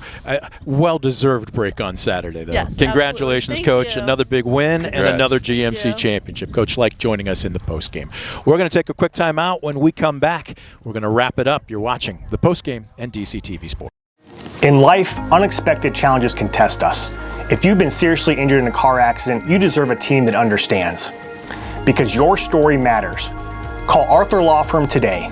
We'll fight for you every step of the way. WestBanco, building a better bank every day since 1870. Community-focused WestBanco. Find out more at westbanco.com. Discover affordable transfer opportunities at Northwest State. Start here and save thousands on tuition. Our advising team will help. Estill Chevrolet Cadillac is this area's new and used car headquarters, earning your trust one satisfied customer at a time. Estill Chevrolet Cadillac, North Clinton Street in Defiance, and online at drivebobestill.com. Discover affordable transfer opportunities at Northwest State. Start here and save thousands on tuition. Our advising team will help you get your credits transferred. So don't wait another minute. Get started today. For the past 70 years, Midwest Community Federal Credit Union has been your financial partner, helping you achieve your dreams and secure your future. Midwest Community Federal Credit Union, with locations in Defiance, Bryan, and Napoleon. Find out more at midwestcommunity.org. Proudly serving the area with the highest quality contracting services for nearly 100 years. Baker Schindler Company of Defiance and Paulding. 419-782-5080. Online at baker-schindler.com. Superior Credit Union, a not-for-profit, member-owned financial cooperative. Visit superiorcu.com to find out more about joining the winning team at Superior Credit Union. Stanball Jewelers is your trusted source for diamonds, fine jewelry, watches, and gifts. Whether you're looking for a dazzling engagement ring, a timeless anniversary gift, or a present for someone special, Stanball Jewelers has something for every occasion. Visit us today and discover why we've been serving the community since 1948.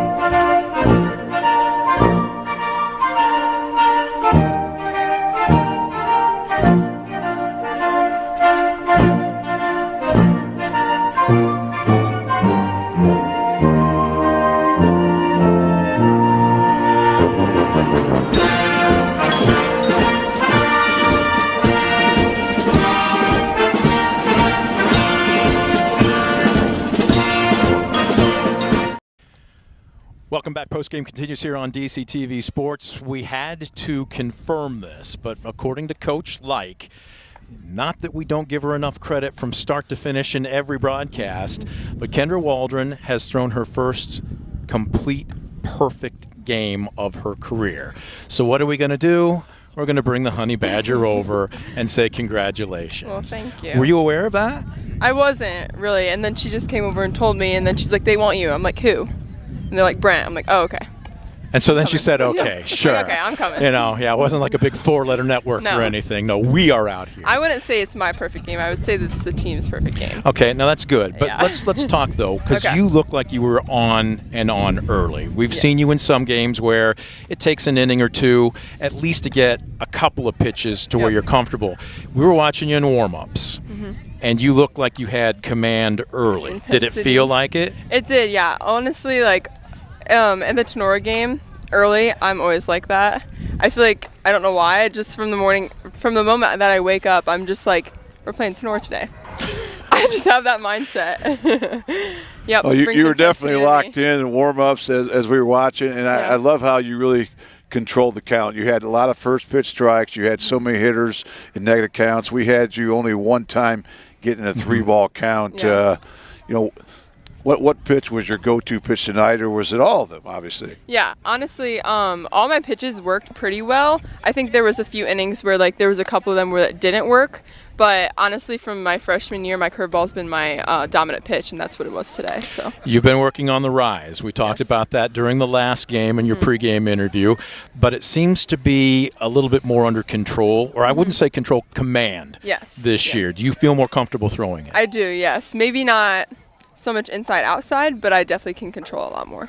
Any idea, did they have the gun on you? What were you at on your fastball tonight, or do you know? I don't know about tonight. No, I don't know about tonight. And again, you don't need to rely on it now as much. Yeah. As a sophomore, you would rear back and kind of throw that a bit more. Yes. Now do you feel comfortable throwing any pitch in any count? I do, yes. Even like just this year, Aubrey's thrown a couple change-ups. Even like I have 2 change-ups. I have one off-speed, one actual like slow change. And so she feels comfortable throwing either one now in a 3-2 count. So. Do you have the final right of refusal out there? Can you shake, or if the pitch is called, you're throwing it? I can. She's giving me permission to, but I've never done it yet, and I'm kind of scared too. Okay. What do you think she'd do, Scoop? She's not going to cut her. I doubt it. I don't know what she would do. Talk about your defense a little bit tonight. They really never squared you up, but they hit some kind of tweener balls that, that first bunt to start the ball game and stuff. Really not easy plays, but I thought your defense was spotless tonight. 100%, yeah. I really relied on my defense today, especially the infield. They did a phenomenal job just reading the bunts in general. It's just like there was probably, I think it was the first two batters. One was a bunt and one was a slap hitter, and they just read them so well. So I really give credit to them today. Well, the way the infield's playing, it's taken a lot of rain over the last couple of days. It seems to be a little slow. I wouldn't say mushy, but Daniela, on a ball, probably on a normal day, there was so much English on it, it would have come back and gone foul. Yes. She gets out of her crouch, shows off a cannon for an arm, throws the runner out, bang, bang. Ava made a couple of really nifty plays at third. How is the infield playing right now? Is it a little softer? Is it a little slower? Honestly, like today, it was a little slower. Yesterday, actually, we spent a whole day doing defense and situations, and it was really soft. It was pouring down rain, and then we would come in, and then once it lightened up, we would go back out and play on that soft sand. So it was good that it was pretty similar to yesterday because that's what we practiced on. To talk about the offense a little bit, the 7, 8, 9 hitters we had through the first 3 innings, they were on base all 6 times, had 6 runs. Yes. Boy, how big is that to get the table set when the lineup turns over to you and the rest of the team? Yeah, 100%. It's huge. If we have base runners on, then the top of our lineup can 100% hit them in and gives them a chance to do that. So clearly you did. Yeah. You know what? We're breaking down your game in a million ways from Sunday because we're just like, okay, what can she do next? But I got to ask you about the shimmy when you get into the box. You probably have seen me mention that a couple times.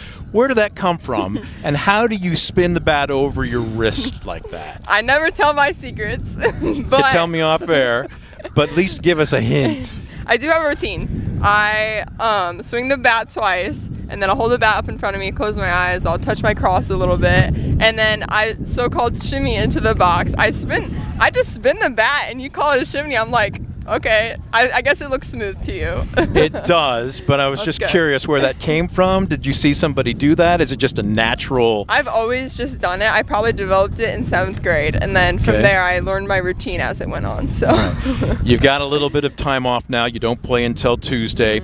Coach jokingly said a forced break on Saturday because you got prom. Yep. Absolutely.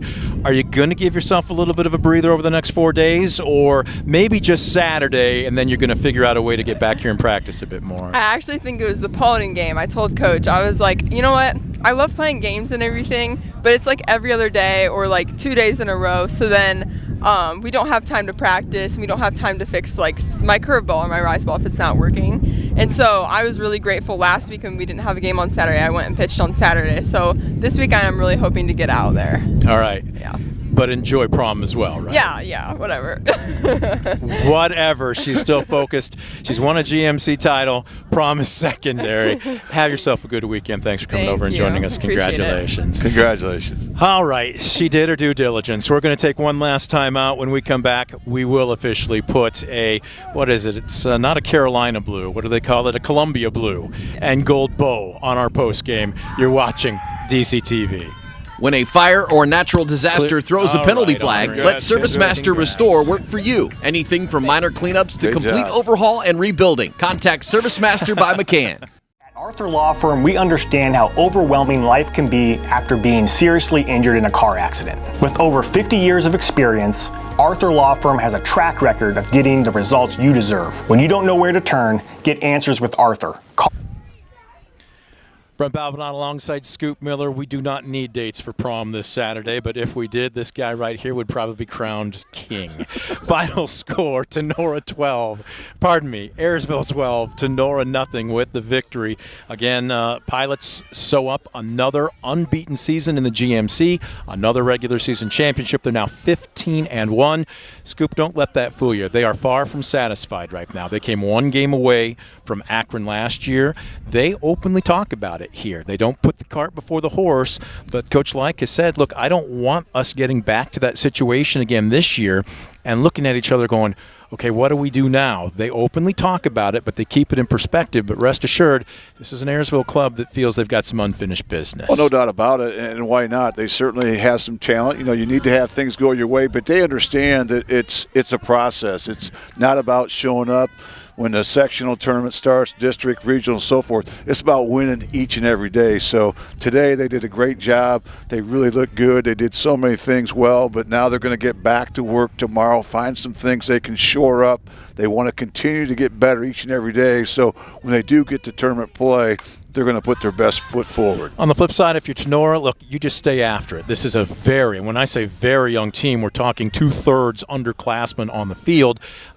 You just keep working at it, and without going into too much detail, Rams are a future team. Yeah, I think there's no question about it. You know, we mentioned they have 8 freshmen and sophomores in their starting lineup today, and certainly a high upside for those kids. And they were really kind of putting the fire today when you see an Ayersville team with Kinder Walden in the circle there. That's always going to be tough math for your team. But this is the team I think is going to continue to get better. You know, they won that game in extra innings against Hicksville on Tuesday night. I think that's something they can get some confidence on. And again, they're going to have a lot of kids coming back, but they want to finish the season strong as well.